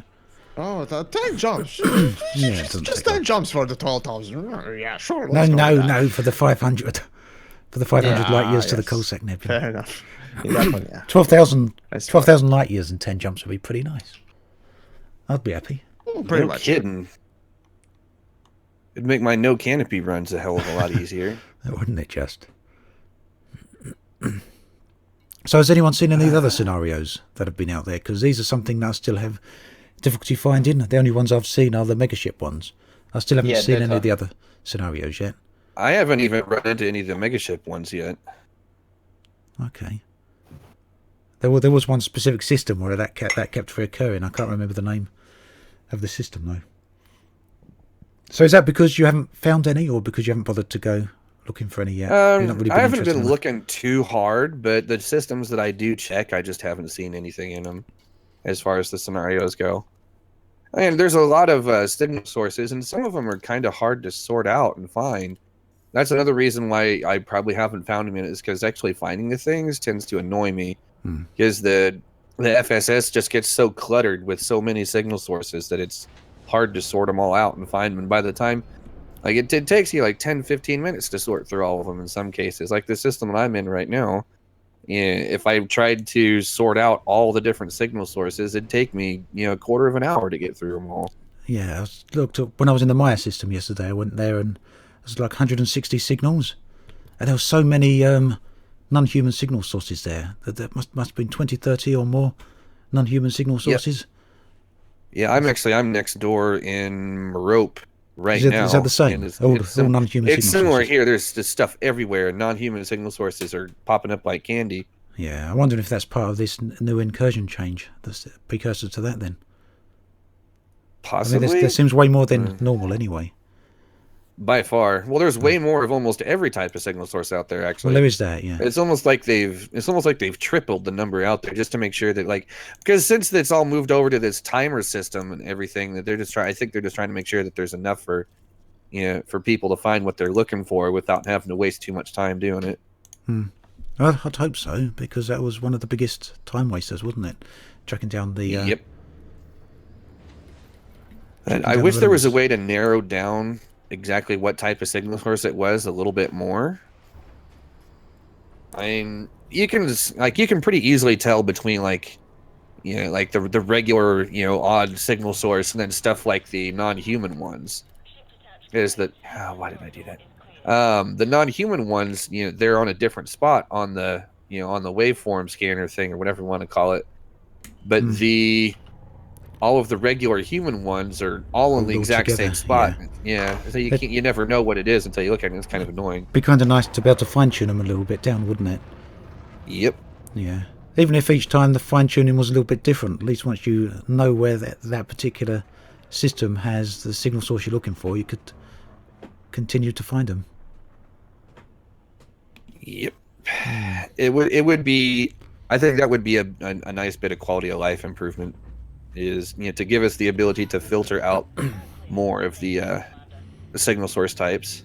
Yeah, I guess another option would be to work like the ignore list for materials. Just ignore this type of signal source for this session or this instance. That actually wouldn't be a bad idea, all things considered. Wouldn't be a bad or would be a bad? Because wouldn't be a bad idea. There we go. Thank you. I understood the opposite though. Oh well. I'm just being a dick now. He was kind of pronouncing things correctly, Then again, look at me. I barely could speak. He was kind of alright with the FSS, though, weren't you, Yamiks? I think if I remember right. I wasn't here last week. FSS. Oh god. Oh, I can't remember you being kind of alright with it.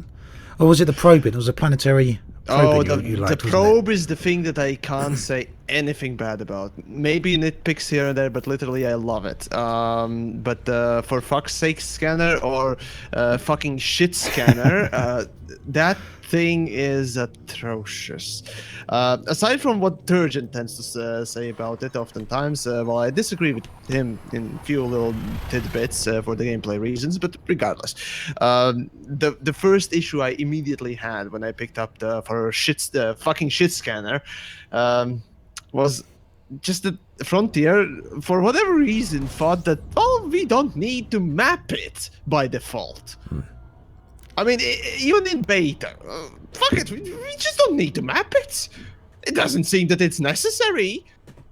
And yet it's just, I'm thinking, what the fuck? Yeah, I think that's what messed that initial experience up for a lot of people. I think generally the reception of the FSS, the people who didn't like it, I'd say a good chunk of those people were put off because they couldn't really separate the control method from the scanner system itself, because Frontier didn't really give you the opportunity to test out the scanner without first trying to figure out what was going on with the bindings. In the end, what I did was I just plugged in a Xbox gamepad and ignored the HOTAS. Didn't bother using it. And it actually doesn't work too bad from a gamepad. I don't know if you've tried it with a gamepad, have you? The FSS well, scanner? I don't have a gamepad in the first place, so... Oh, well, there's that then. No, it's much better with a gamepad. Yes. It's actually pretty decent. So try using a mouse and keyboard, or try using a HOTAS, and it's pretty clunky. Just seems it's been designed outright for a gamepad. It feels like it, and it does make me question their primary focus of control schemes. It's just weird to me, really. I don't know. I mean, yeah, gamepad, sure, consoles, PCs, and that kind of can translate in HOTAS, sure, as well, but no. For me, it's just a bit off. So, yeah, the mouse and keyboard mapping is just, why was it just not mapped? It's an oversight, even for a beta, and it shouldn't have been there. Aside from also that, there's the mapping scheme that is off, and a few other tidbits that are just annoying me about the mapping in general. But when it comes down to the gameplay, well, generally speaking, it's more to do than previously, and it's nice that it's now integrated by default. Well, it's not gonna make the exploration better from what it was in the monetary value. I definitely won't make it more appealing for people like us, Turgeon and me, who goes out there and just looks at planets that they would like to film on. I'll do the same as that. Oh yeah, exactly. You too. Use the system to find the. Didn't know your opinion. I didn't mention. Yeah, no. But there you go. Me, Obsidian, and Turgeon. We just want to go out there and find some interesting things, and now we need to scan the whole system just to, get the general picture of what type of planet there is, or what it even slightly looks like. And yeah, it's just, yeah, it makes for filming to be more cumbersome. And find, or even just finding your own little fun place or fun planet to be more of a hassle. So, I still personally quite like it, really. Aside from the fact it's going to make it a lot more difficult for me to find decent locations to that are interesting visually. I do like the mechanics. I mean, the mechanics-wise, yeah. In the gameplay, the gameplay perspective, sure. I definitely agree with it definitely is better in some ways, but yeah, it's just what we had once, that helped us. Now is basically taken away, and well, you can't but see that in a negative light as well, a little. So, now. Well, at least we got probing, so that's great. Planetary probing, yeah. Yes, I love to play proctologist with planets. So have you found anything interesting there yet? Down on planets? Just fumaroles and things? For a second there, I thought you asked me about proctology and finding. Have you found anything interesting there? Yeah. I'm just I'm gonna exercise my right not to answer that one.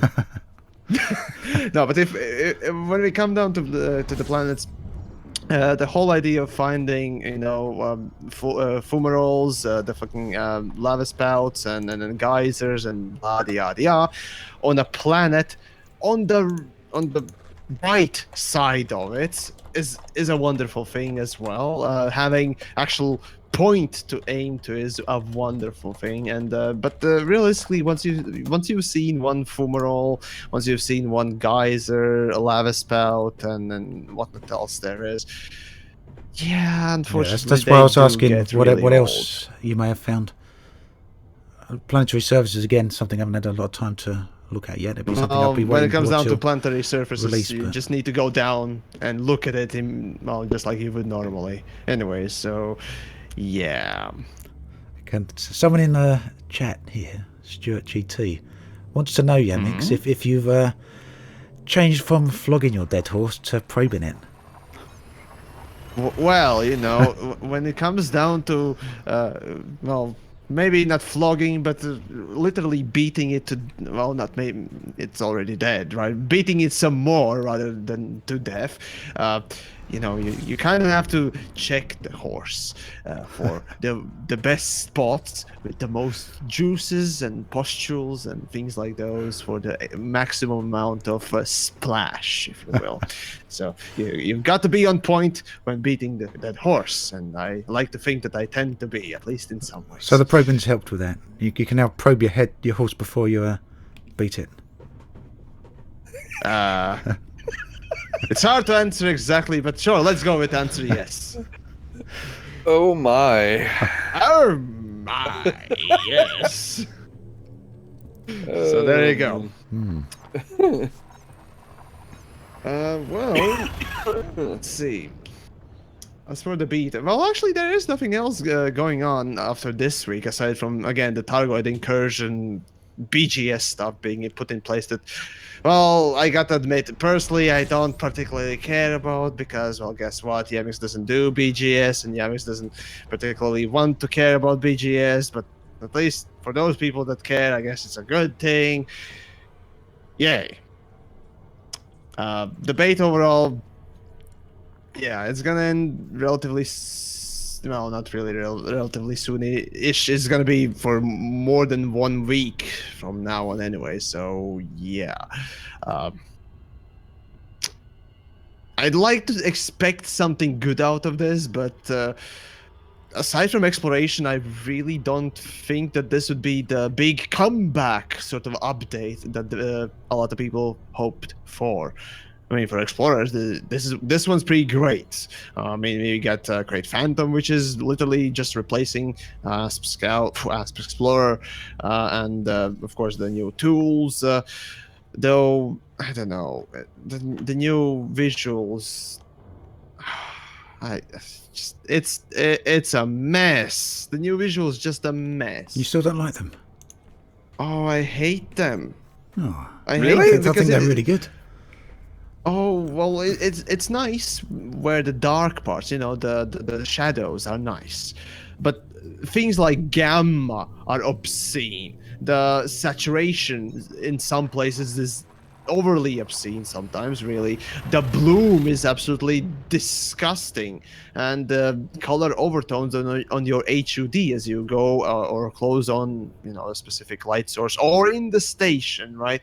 It's just no, I hate it. I hate it a lot. Because, well, the HUD is distorted. Well, yes, in real life, the light would be distorting some things, but no. No, I just don't like it. The bloom is...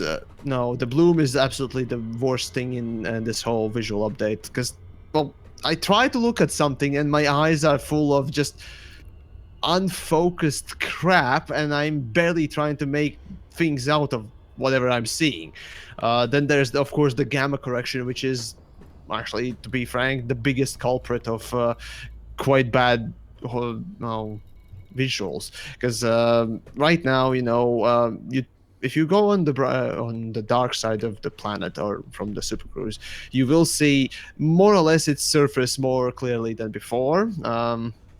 And then don't particularly like it when you're on a planet's surface and you drive on it and the sun is, or the star, depends which system you're in, right? When the star is shining on the planet's surface and the surface is quite bright, you can barely make out details of the texture underneath you.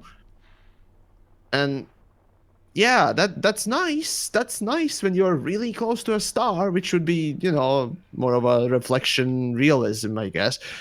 But when you're further away, no, it only bothers me. Again, for me, the new color system really, it feels like an artist or an amateur literally just went up, cranked up gamma, saturation, put on some new effects, and also tossed in a little bit of exposure or contrast. It just feels like shit. I kind of like it when you jump into a new system and you've got that all the colours from the star on the sun on your ship. Yeah, see, I kind of the like strength that of the too. colours is much better there. Same when you're in a nebula, the contrast there makes it work a lot better. I've just got near the Coltec Nebula, and one thing that's better now than what we used to have is when you're near the sun. When you first jump in, you could never see anything in the surrounding space until you'd moved away somewhat from the star. But now you can be parked right up near the star, and you still can see the surrounding space. You can see the other stars. You can see a bit of the nebula there. I think that's a pretty nice change indeed. Actually, have you seen neutron stars, Obsidian? With a new lighting system. Yeah, a couple. Yeah, Okay, they're bright, but I haven't seen yeah. seen any planets nearby them or anything like that. Well, you don't need to. For at least me, the neutron stars, aside from oddly Jackson's Lighthouse, I think. Or maybe Jackson's Lighthouse was there, or part of it as well. But in any case, so neutron stars now look somewhat whitish blue, or with a it's tinge almost of like a white light. green, and then I'm thinking, ew. Again, it's personal choice, and I don't like it. So, essentially, what I'm saying. So far, like, the Alright, lighting fair for me looks fantastic. Fair enough. Yeah. Then again, I almost wonder though. This is something I've been wondering: is what type of monitors people are using, and who's complaining versus who's not. As I feel like the people who might be using IPS panel monitors like mine might be the ones that are complaining less. Is the TN panels have a tendency to be somewhat more inaccurate in their colors, and they also have a tendency to, like, the brighter colors just get oversaturated just by nature of them being a TN panel, versus an IPS panel, which is a lot more accurate on the color reproduction. I wonder if that has something to do with it. Doubt it. I don't know. I'd be surprised if it doesn't have at least some element for some people.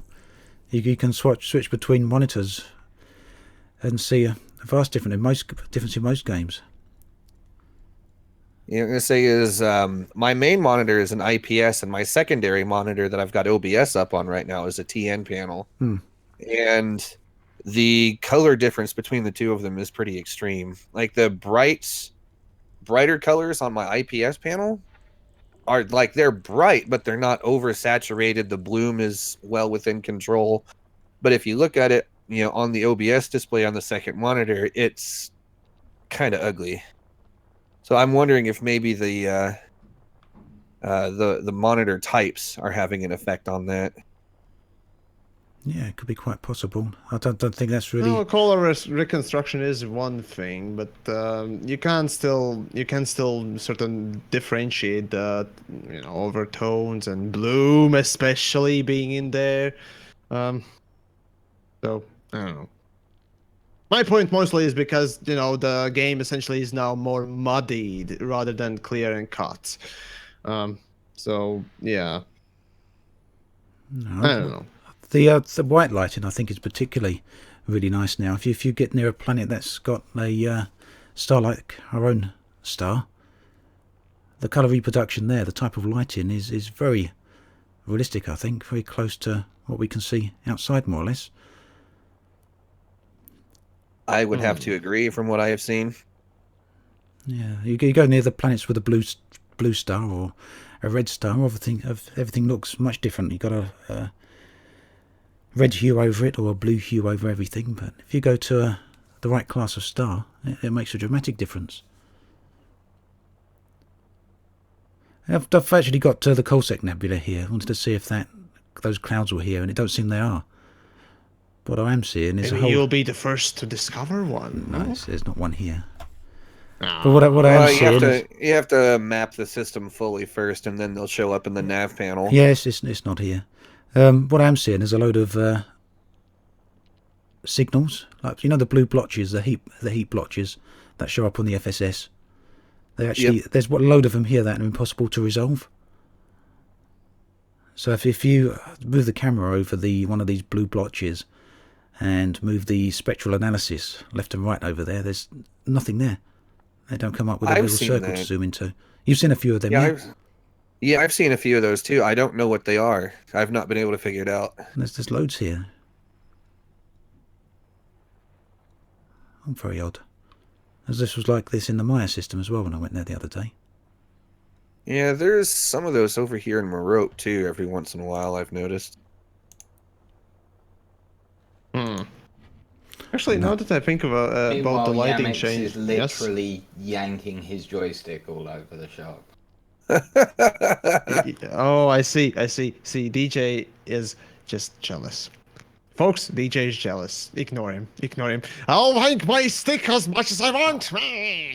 But no, the thing about the color changes has been, well, quite a lot of people, this is anecdotal evidence, but well, there has been in this stream or this roundtable as it happens, people saying no, that, discounted. You always shout at me if I try and introduce any anecdotal evidence. Not viable. Not viable. Yep. Sorry. Not viable. No. There we go. No, not viable. Sorry, anecdotal evidence doesn't count. Despite What's the this fact on- that it's obviously a type of evidence. On the amount of people is that true. prefer the graphics to who don't. Is that what we're saying?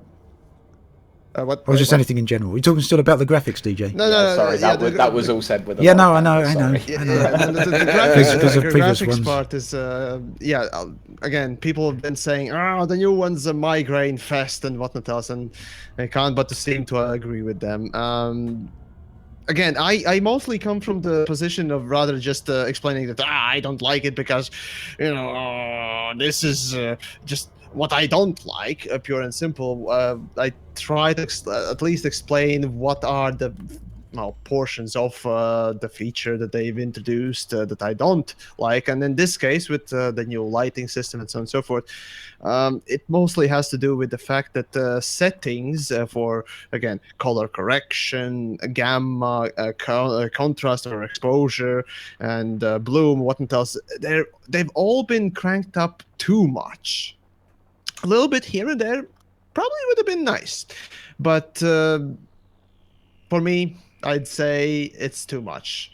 Just feels like somebody that tried to make a video like myself, right? Just put on way too many effects on it, visual effects. So yeah, that's all it feels. It doesn't really feel like an actual lighting change. It just simply feels like, well, we're gonna put on some filters, post-process it, and that's it. Most games, post-processing is often quite either taxing or needless and actually quite ugly. This, for me, is not really different. So yeah. That would be my explanation as to what I don't like exactly. See, I can explain myself as well. Yes. I just don't say, this is bad. I go in detail, yes. So, actually, you can improve the thing, but there was a good point made from, probably not one source alone, that it'd be nice to actually be able to just click a button and be able to turn back the old settings visually. Well, it's a new lighting engine, so it isn't that Yeah, simple. I doubt it would be possible too. So, yeah, it's like, yeah, nice idea, but probably not gonna happen because Probably it's not very hard realistically coded viable, or is it? something. Yeah. So And that's also unfortunate. a great suggestion from my chat just came up. If you want to fix the visuals in Elite Dangerous, it's really simple. Just go play No Man's Sky for a week, come back, and it'll all be fine. The funny thing about No Man's Now that was said again with a cap up. But, yeah. Fine, fair enough, but there has been quite a lot of sort of similarities been drawn or connections been drawn between No Man's Sky and the way Elite looks today. There is that idea that Elite has been sort of incentivized to colorify the game or to make it at least more colorful rather than the deep black thing, whatever we always look at. I wouldn't say it used to be black, though. I know I'm interrupting you there. I would say it used to look washed out. Black of Space never looked black previously. If you travel a few thousand light seconds away, relatively speaking, yeah. If you travel a few thousand light seconds away from the central star now, space looks really dark. Your ships look black It on the does. outside, and the planets look black. Planets look. Sometimes you can barely make out the rings of a gas giant because everything's so dark. Oh yeah, the ring giants. Once you just get look far enough ugly. away, it's just Oh my everything's God, black. It's just bad. Yeah. But well, in any case, yeah. Wait, what was I on about? Oh, right, the No Man's Sky. So, yeah, a lot of people have been saying that because No Man's Sky was, the latest update was, successful, and other games seem to be more colorful. We need to make Elite more colorful too. So let's crank up all the things, and I can't but to just think that. Yeah, this might be one of the reasons why the color change was made, and to such extreme degree, at least by my standards. So maybe I'm right, maybe I'm wrong. Who knows, really? Unless we really, talk with developers and get their innermost thoughts, which they won't ever agree, honestly, unless it's on off the record and what it does. So yeah. Oh well, you never know. Let's see. Got a question for you here, DJ, from chat. If you're still about DJ. Yes, of course I am. You're still there. Yeah, good. Someone just asking about how the colour changes have been for you, being colourblind, because they're also colourblind and they're on Xbox, so they haven't had a chance to. Yeah, as a general rule, they're more vibrant. This is better. The more vibrant colours are, for me, the easier I can tell them apart. So for me, the lighting changes are wonderful. Yeah, because everything's a bit more vibrant, and that's great. I'm going to say, I love the fact that the dark bits are now actually dark. Yeah? Yep. Like, really, really dark. I like that. I like that they've had to put a night vision. Like a night vision mode in. It's previously what they had instead of night vision was basically just game automatically cranking up the gamma setting. Yep. And that was actually a horrible. Yeah, whereas now we solution. have that awesome actual night vision mode. I really like that. That's one of the things that's been introduced where I'm like, yeah. Again, Yamiks is gonna whine about too much color. I also think it's great now that seems to be quite a bit more variation from system to system. There's a lot of variation from system to system now. It's really nice. Yeah, the star color really changes the feel of the system. Yeah, even if you look at the same sort of planets from system to system, they look quite a lot different depending on how they're being lit. Yeah, and I really adore that. I think that I think the new lighting engine. I can see what some people have said about it, and I can understand why. Some tweaking on perhaps the setting side should happen. Yeah, give people options. Give people the option to turn some of the brightness down, basically. I think that's a very good idea. But I think overall the new lighting engine it's a win. For me, again. Yeah, I like it.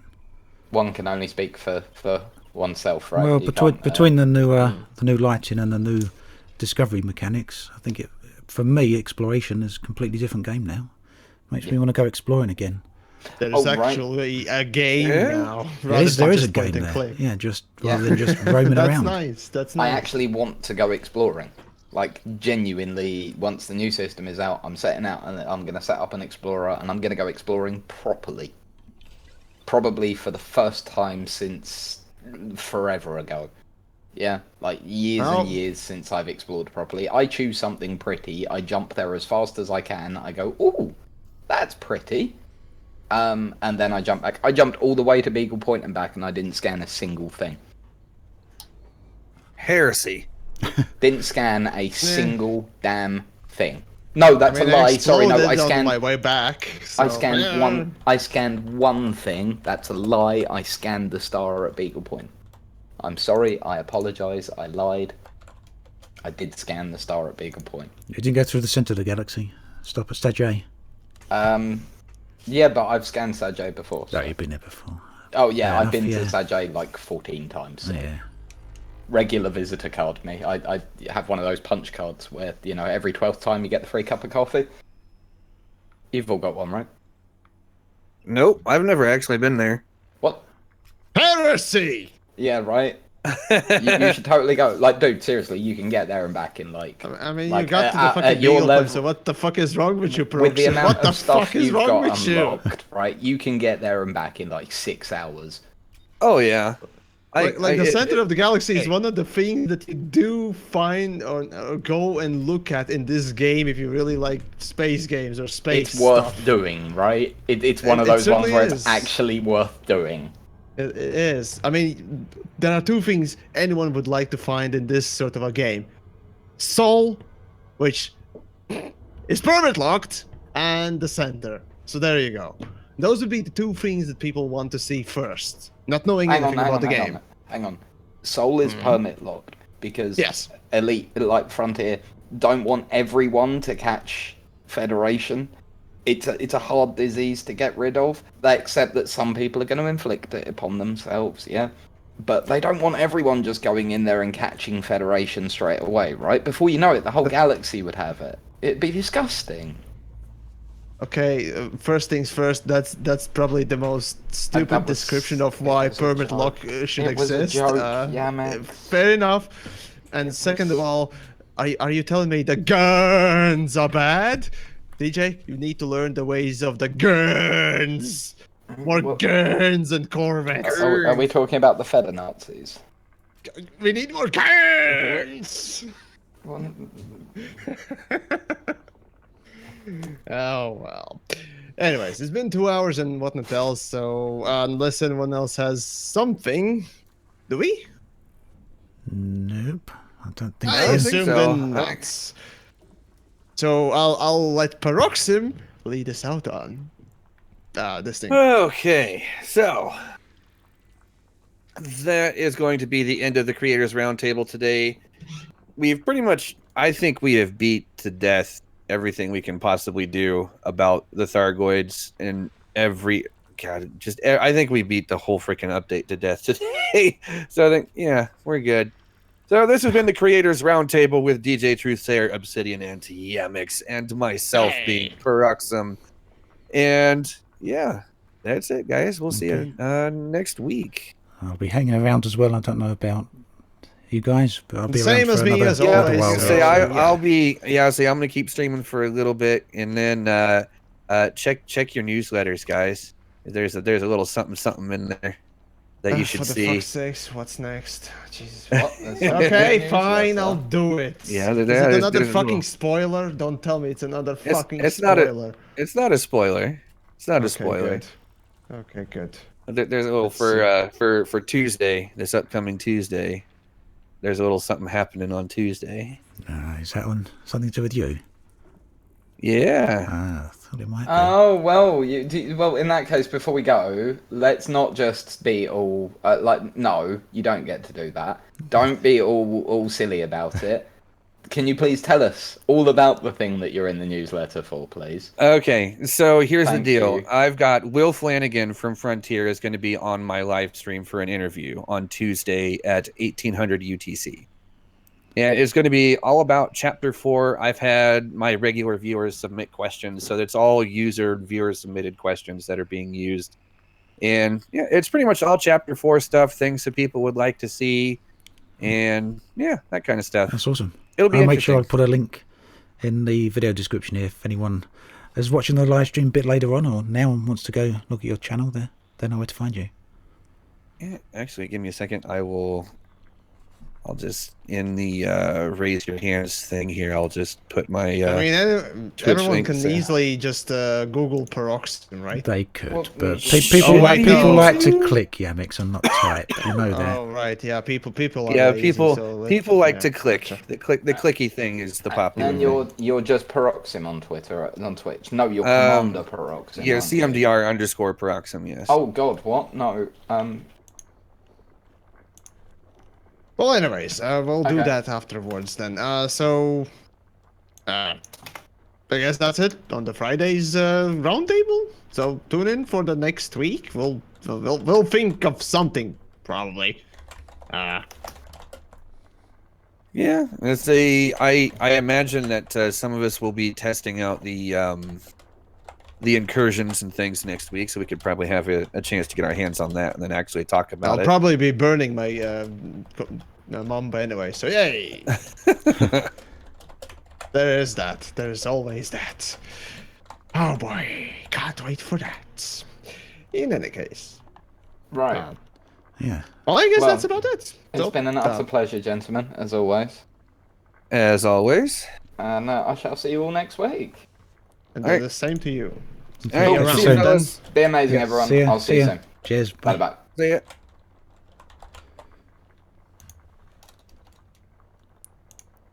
Okay, so we're going to be here for a little bit longer. It's just me now. Everyone else has run back to their own streams. So what we'll do now, I think we'll have a bit of a talk with the chat, which is what we normally do. What I normally do at the end of these streams. I don't get to talk too much with chat because we don't over-talk each other, interacting with our respective chats, because all of us on the round table here are all streaming as well on our own YouTube channels, or Twitch in DJ's case. So let's have a look here. I'm just going to back out the scanner. So I was looking for these Lagrange clouds here in the Coltac Nebula. Let's see what the Codex has to say about them. Just make sure I was in the right location. So these are discoveries out here, anomalies in space. We got these ones, which I tested out yesterday. It's by QA Robin, who was discovered, and that definitely wasn't there. Just got an alert there. Who's that from?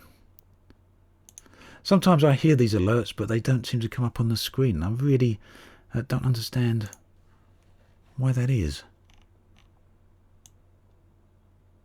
Ah, Trey. Thank you very much. I appreciate that. Thank you. Oh, it's all fun though. I enjoy doing these streams. I think they will do. Commander Evolution, Yamiks sometimes talks over people, but I think he's getting a lot better in recent streams. He's pretty good now. We all over talk, to be perfectly fair. I know I did it a few times during this stream. I cut people off more than once. But we're trying to improve with that. Yeah, Galactic Overlord, I've actually put Paroxsym's YouTube channel link in the video description as well now, so if anyone's watching this either now or at a later point, you can just check out in the video description and you'll see a link there to Paroxsym's YouTube channel. And he's going to be interviewing Will Flanagan from Frontier a little bit later on Tuesday. I can't remember what time he said, but there'll be details there. It's in the newsletter anyway from Frontier. And yes, Neil, Yamiks does like it late, despite what it may appear like. A talking stick. We do try, Jake. We got a system in place. Sometimes we use it more than others.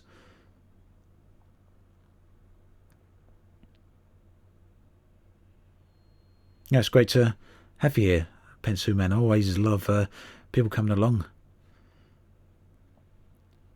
Right, I'm gonna let's just get back there. Let's have a look at what's going on in chat then. I'm gonna scroll back a little bit and make sure I haven't missed anything. We'll scroll back up a little bit. You can keep on talking away to me at the moment, and I'll try and catch up with where chat is right now. It's just a chance for me to talk with everyone, because it's something I don't get to do during the stream itself. So, Commander Watts, Obsidian, those are the clouds, dude, he says. No, I was assuming you mean the points on the thing that I can't resolve. They're not the clouds. They're blotches on the FSS. I know you're making a joke there, but I did actually try and fly through them back in the Maya system, and in some cases there was nothing there. In other cases they were conflict zones that weren't appearing on the FSS for some reason. Perhaps in a minute we'll have a look and see if we can find that out. We don't know, Justin, when Chapter 4 of Beyond is going to be released. My guess is early to mid-December. Anyone play on the PS4? Says Jake. I play on the PS4. You only have 70 million currently. Well, that's not bad. Just keep going. Mark Milligan prefers the new graphics. I prefer the new graphics by a long way. A lot of difference, I think. Much better.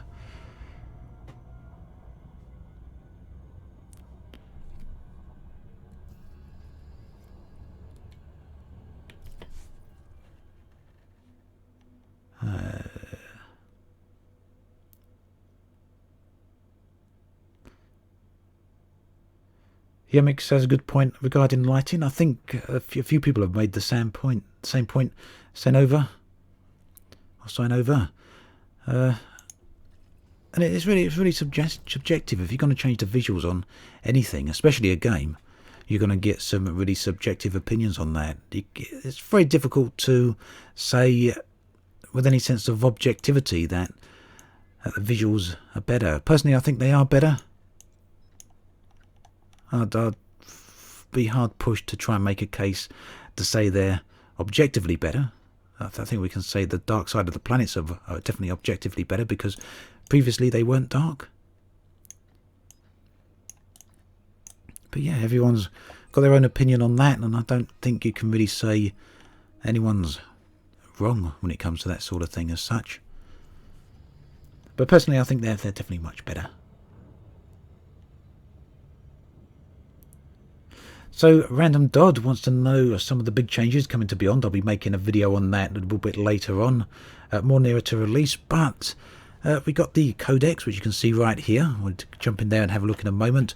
We got the squadrons system, which is all about huge wings, basically, 500 members in size.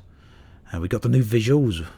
We got the new exploration system, which I'm going to show you in just a second once I've got back to the system. Oh no, we're in squadrons. I haven't created a squadron yet. People keep asking me. Maybe when it goes to live. So the new codex here allows us to find various different things. Planets and stars, and in this case anomalies, which I was hoping would actually be right nearby, but there still seems to be a bit of a bug, and what the codex is telling us is here.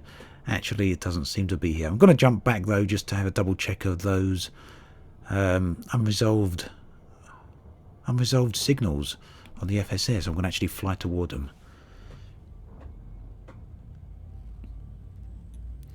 Usopa Barbosa, it says it's a Yamiks event, the round table, and Ant is just a guest here. That's actually incorrect.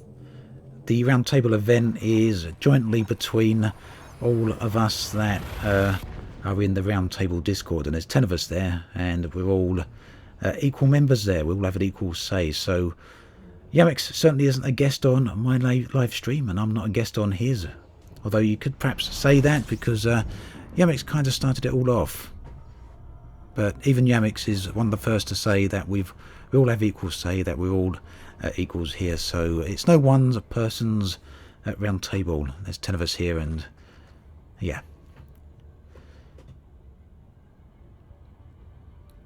Kurt Fox, Yamiks plays because he likes the game.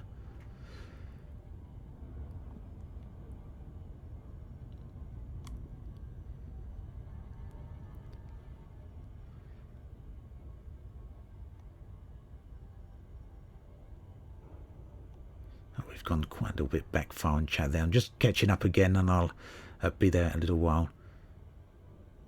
Yep, Saturn's definitely has some washed out rings, Pensu Men, and I like that as well. I think it makes quite a nice improvement to things. It does give a bit of visual realism to it, because previously, no matter how far away you travelled from a sun or a star, you'd always have a bright glaring ring systems around the gas giant or any ringed planet.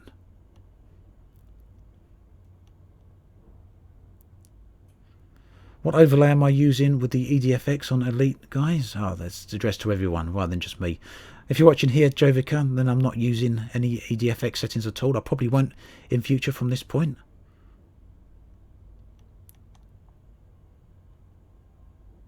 What do you guys think the next update will be about? Well, that's an interesting one, isn't it, Alexander? I'm hoping, really hoping it'll be atmospheric planets, but who knows?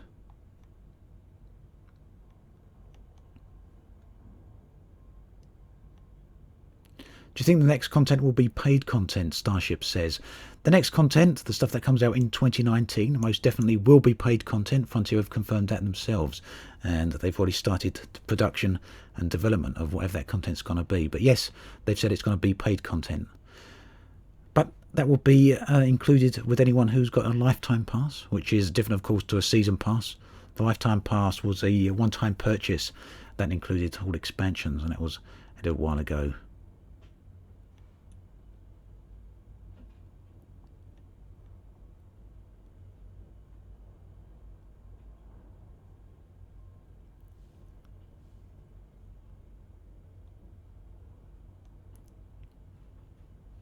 Yep, the knowledge database is a really nice feature at Deacon. Definitely agree with that.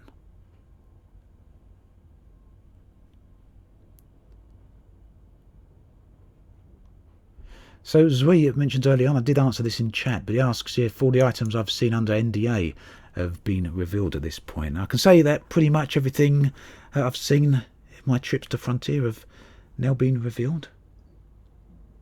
There may be one or two things that slip in my mind at the moment.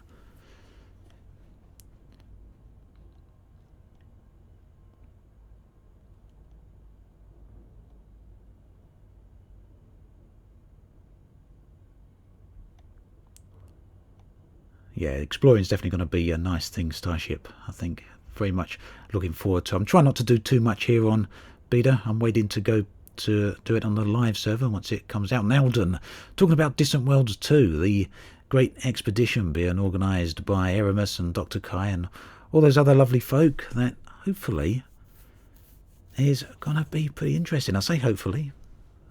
I'm sure it's actually going to be interesting. The first one was one of my most favourite times ever in Elite Dangerous, and I'm sure the second one will be as well. I'll put a link in chat in just a moment.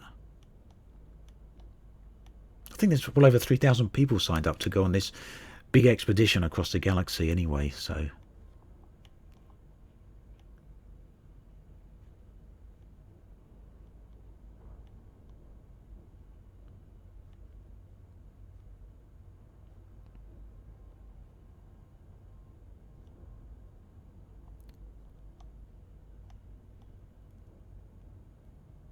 Yep, Joan, I'll do more videos on mining soon, definitely.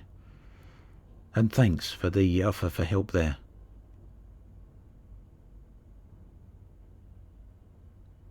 Right, Andreas says, does Elite Dangerous support HDR monitors? I don't believe there's any direct support for HDR in Elite still.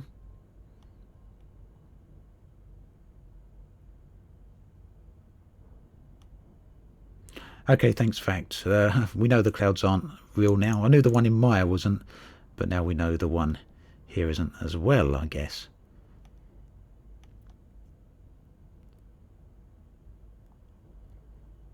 If you're talking about me, Jake, rather than someone else in chat, I do have a PS4, and I do play Elite on it as well.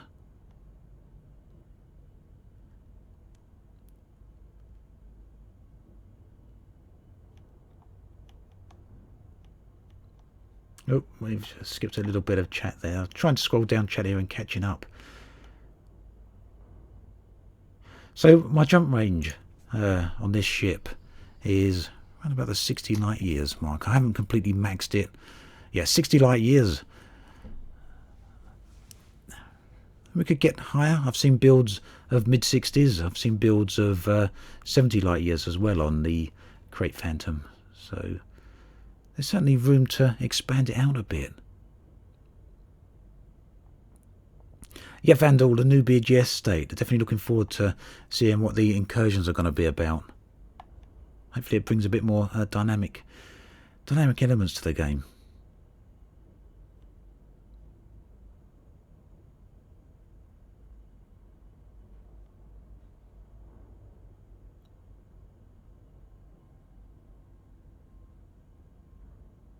Oh, I see, Javika. Yeah. I used to be a lot like that as well with EDFX. Once I started using it, I couldn't stop using it. Ah, Dr. Kai has got a new video out. Nice to know. Evolution, I'll be watching that a little bit later on then.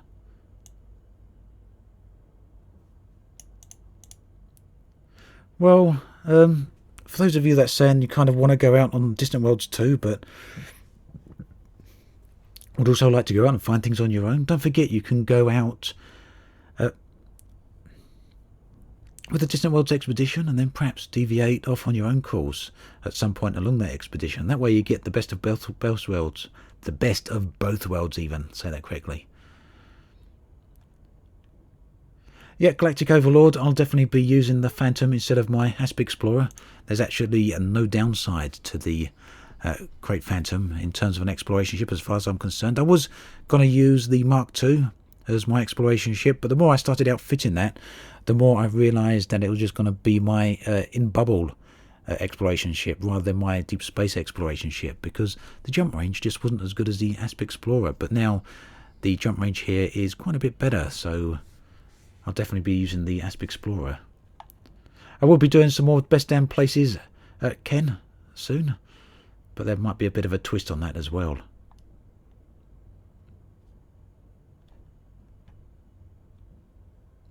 Any bets on any more FD surprises? Mark, I'd never be surprised to see surprises from Frontier, if that makes any sense.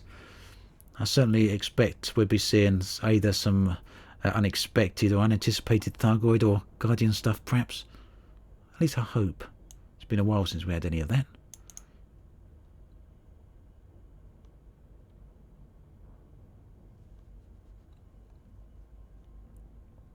Soundo, Distant Worlds is definitely a big commitment. It lasts for quite a long time, but you know, even on Distant Worlds 1, I didn't have the time available to journey along on the entire thing, so I followed along on the first few waypoints, and that was, like I say, one of my best times in Elite Dangerous. So don't feel you can't get involved just because you don't want to go along for the entire thing. Stick with it for a few of the waypoints. You know, I'm sure you'll have a good time.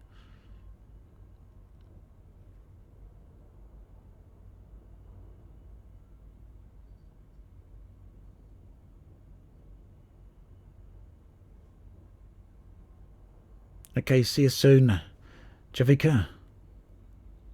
I love everyone, Meg. Yep, Alden. I didn't say good surprises, did I? Just surprises. You never know what you're going to get. I'd like to see a faction of the Guardians return, definitely. Then, in the lore, I think the Guardian AI is still out there as well, isn't it?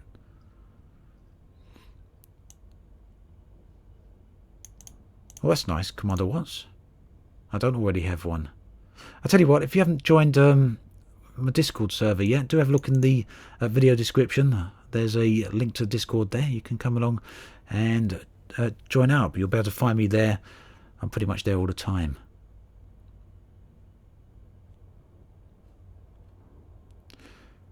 Yeah, sorry, Jake. Some of the questions I am missing here. I've kind of scrolled down and jumped sometimes, and I have a bit of trouble finding the place again. What was the question?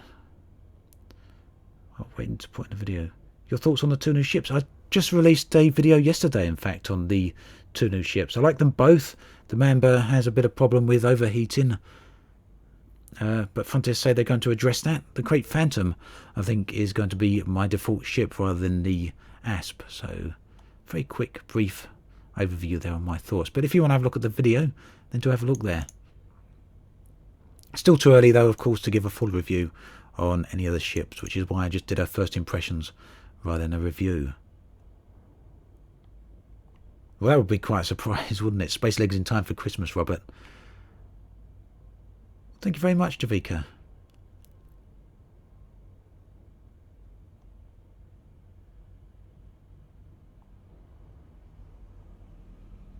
Guardian AI mech, yes. And in the lore, we might even be able to see some here. This is another thing that's been added in the codex. Let's just see if we can find anything. The Guardians. Right, technological error. There might be something. So this here has got all the history of these different factions in the game now. These different powers and all sorts of different things. Like we've got information about Colonia and Raxler and various corporations and individuals, and we got stuff on the Guardians. And I'm just going to skim some of this because it might tell us something a little bit about the Guardians AI.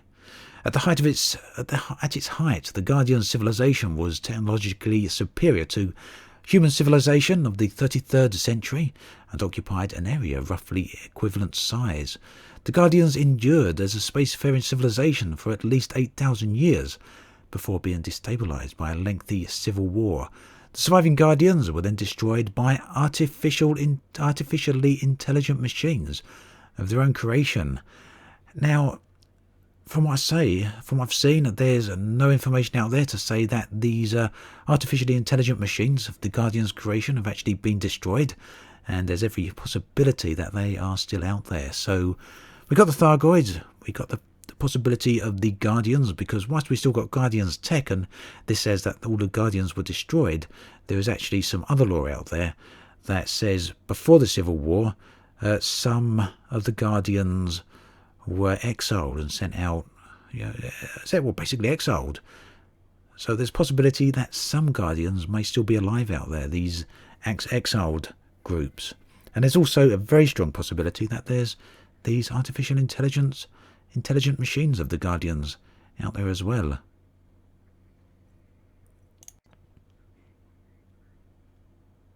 In 3301, the federal presidential vessel Starship One suffered a catastrophic drive failure during a tour of Frontier Systems, resulting in the system's destruction. Jasmina Halsey, at that time was the federal president, was left drifting in an escape pod, and people who were playing Elite Dangerous at the time may remember this. It was a pretty big deal. During this period of stasis, so we got Halsey and Hasley here, but she's Halsey, believed she was visited by trans-dimensional beings of extraordinary intelligence and compassion. Later, when she was rescued and revived, she was left with the conviction, and this was long before the Thargoids or the Guardians had made an appearance in the game, that this experience had been real and not merely an hallucination. Halsey proceeded to experience visions of mysterious alien worlds and cities, dense metropolises full of activity and life. She shared these visions with the rest of humanity, prompting explorers to set off in search of these undiscovered planets, and this led to the discovery of the Thirst Guardian ruins. So there's got a lot of stuff in here. The knowledge base is very much worth reading and going through. Pansuman, do I think space legs will be a thing? Yes, I definitely think space legs will be a thing, because Frontier have said more than once, including David Braben himself, that Frontier are working on it, or that they plan on working on it. Variations depending on when you hear them say it, but they definitely want space legs to be a thing.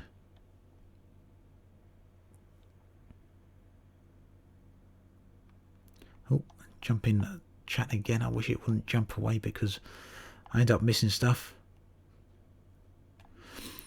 Trey wants to know why I think there's no cross-play. And thanks for putting the link out there, Stuart, to the video. Trey saying, can I repeat my understanding on why there's no console PC cross-play? Frontier have never actually commented on why there's no cross-play, Trey. If you mean PC console cross-play in general on all games, I know a lot of that comes down to Sony being very controlling over who and what they share. But in terms of Elite Dangerous, I've no idea. Frontier have never really commented on why there's no crossplay. Not to my knowledge, anyway.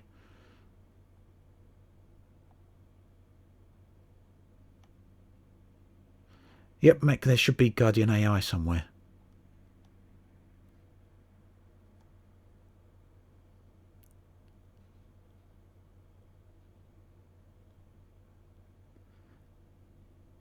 Yeah, wait for other people's views on the ships. I'd definitely suggest there's a few good ship reviewers out there. Yamiks' views on ships are always well worth listening to. Personally, I don't really do full reviews on ships. I do a first impressions, and usually that's it. And then I'll probably give another impression a little bit later on, but beyond that,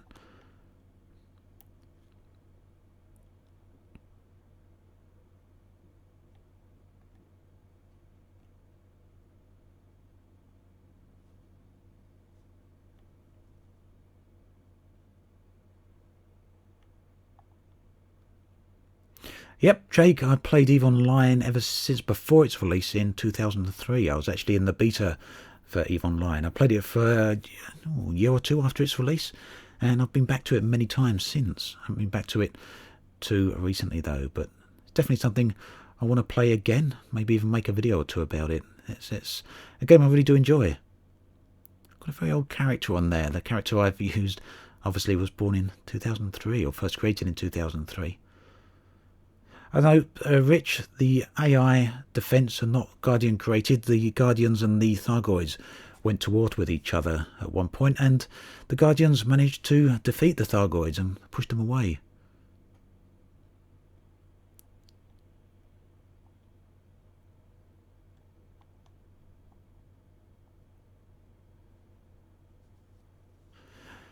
Nightbot is set too strict. I really need to sort that out, so sorry about any trouble that's causing.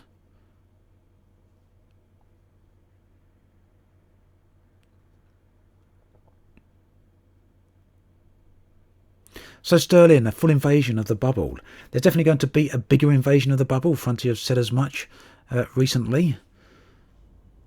We got a new background simulation state called Incursions coming, where the Thargoids are going to start invading more. So we're going to have to repel them out of the systems to try and keep the systems safe.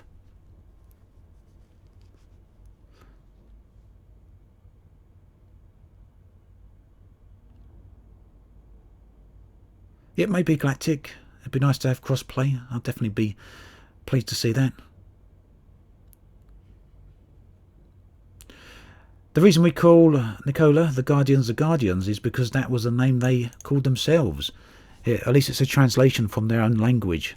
There was some what do we call it?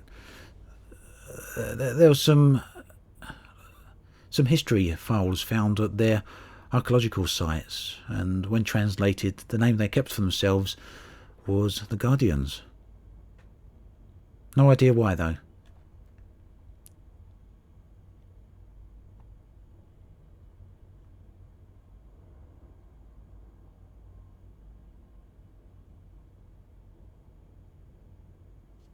You want an Obsidian Kovas? Well, I haven't got a Kovas Commander Watts, but I have got a voice pack with HCS.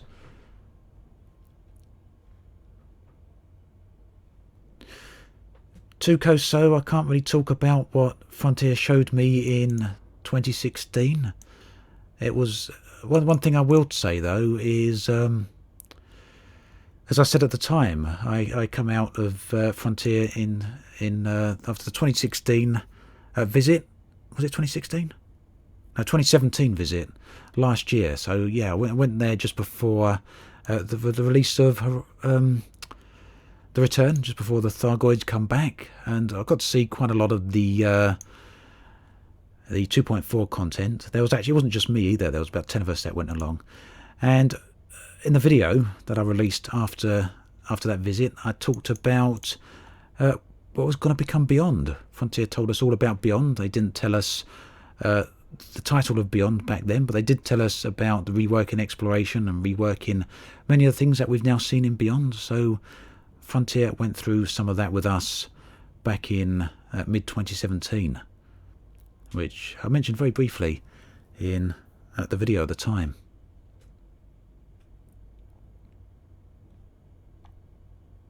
I don't know when Chapter 4 is being released, as a few people have asked that already. I'd hope they don't see us as a threat, Rich. It'd be nice to have another alien race out there that we can have different interactions with. I don't know, Drakey, whether I'll set up my own squadron or not. I'm tempted. I don't know.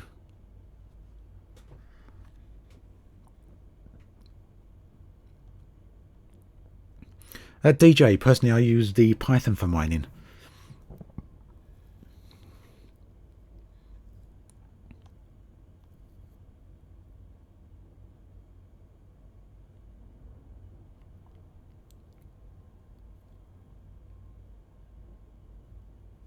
Well, thank you, Commander Watts. EDDI. I haven't used that a whole lot, to be perfectly honest. Redzall, I know about it. I've talked about it in videos before, but I've not really used it extensively.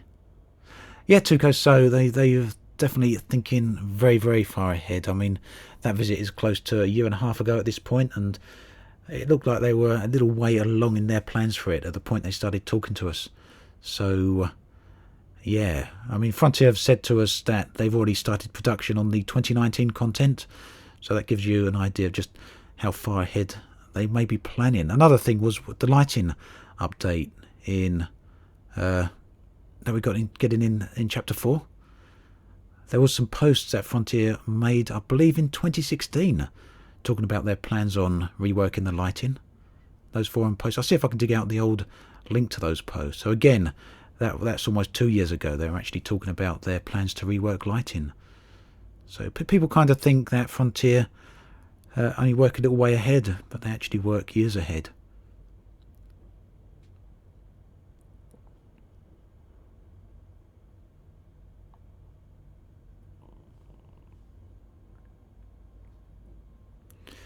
Robert, Vertigo and planets. You can get a bit of that, definitely, if you're sensitive to that sort of thing.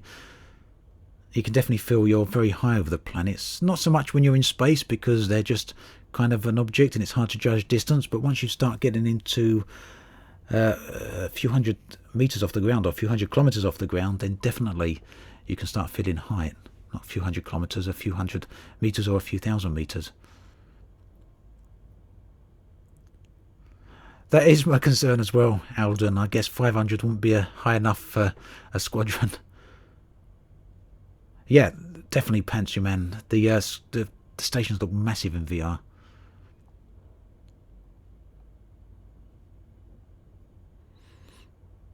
Right, I've come to the... I was kind of caught up with chat there. People are still kind of giving questions, but I think we're about, what, 2.5 hours into the live stream now, so I think this is a pretty good place to leave it for this week. Now, I will be streaming on Wednesday again. Obviously, I'll have videos as well next week, but I'll be live streaming on Wednesday. I'm not sure yet what my plans are for that. It's going to very much depend on what Frontier release in next week's beta update and when that comes out. Otherwise, if there's nothing for Elite to stream, I'll be streaming X3, I think, as we're getting very close to the X4 Foundations release. And that's a game I'm pretty much very much looking forward to. So there we go. I'll catch you next time. Thanks for everyone for stopping by. Also, thank you to Necrobones for becoming a member. People who have become a member, who click that join button below the video.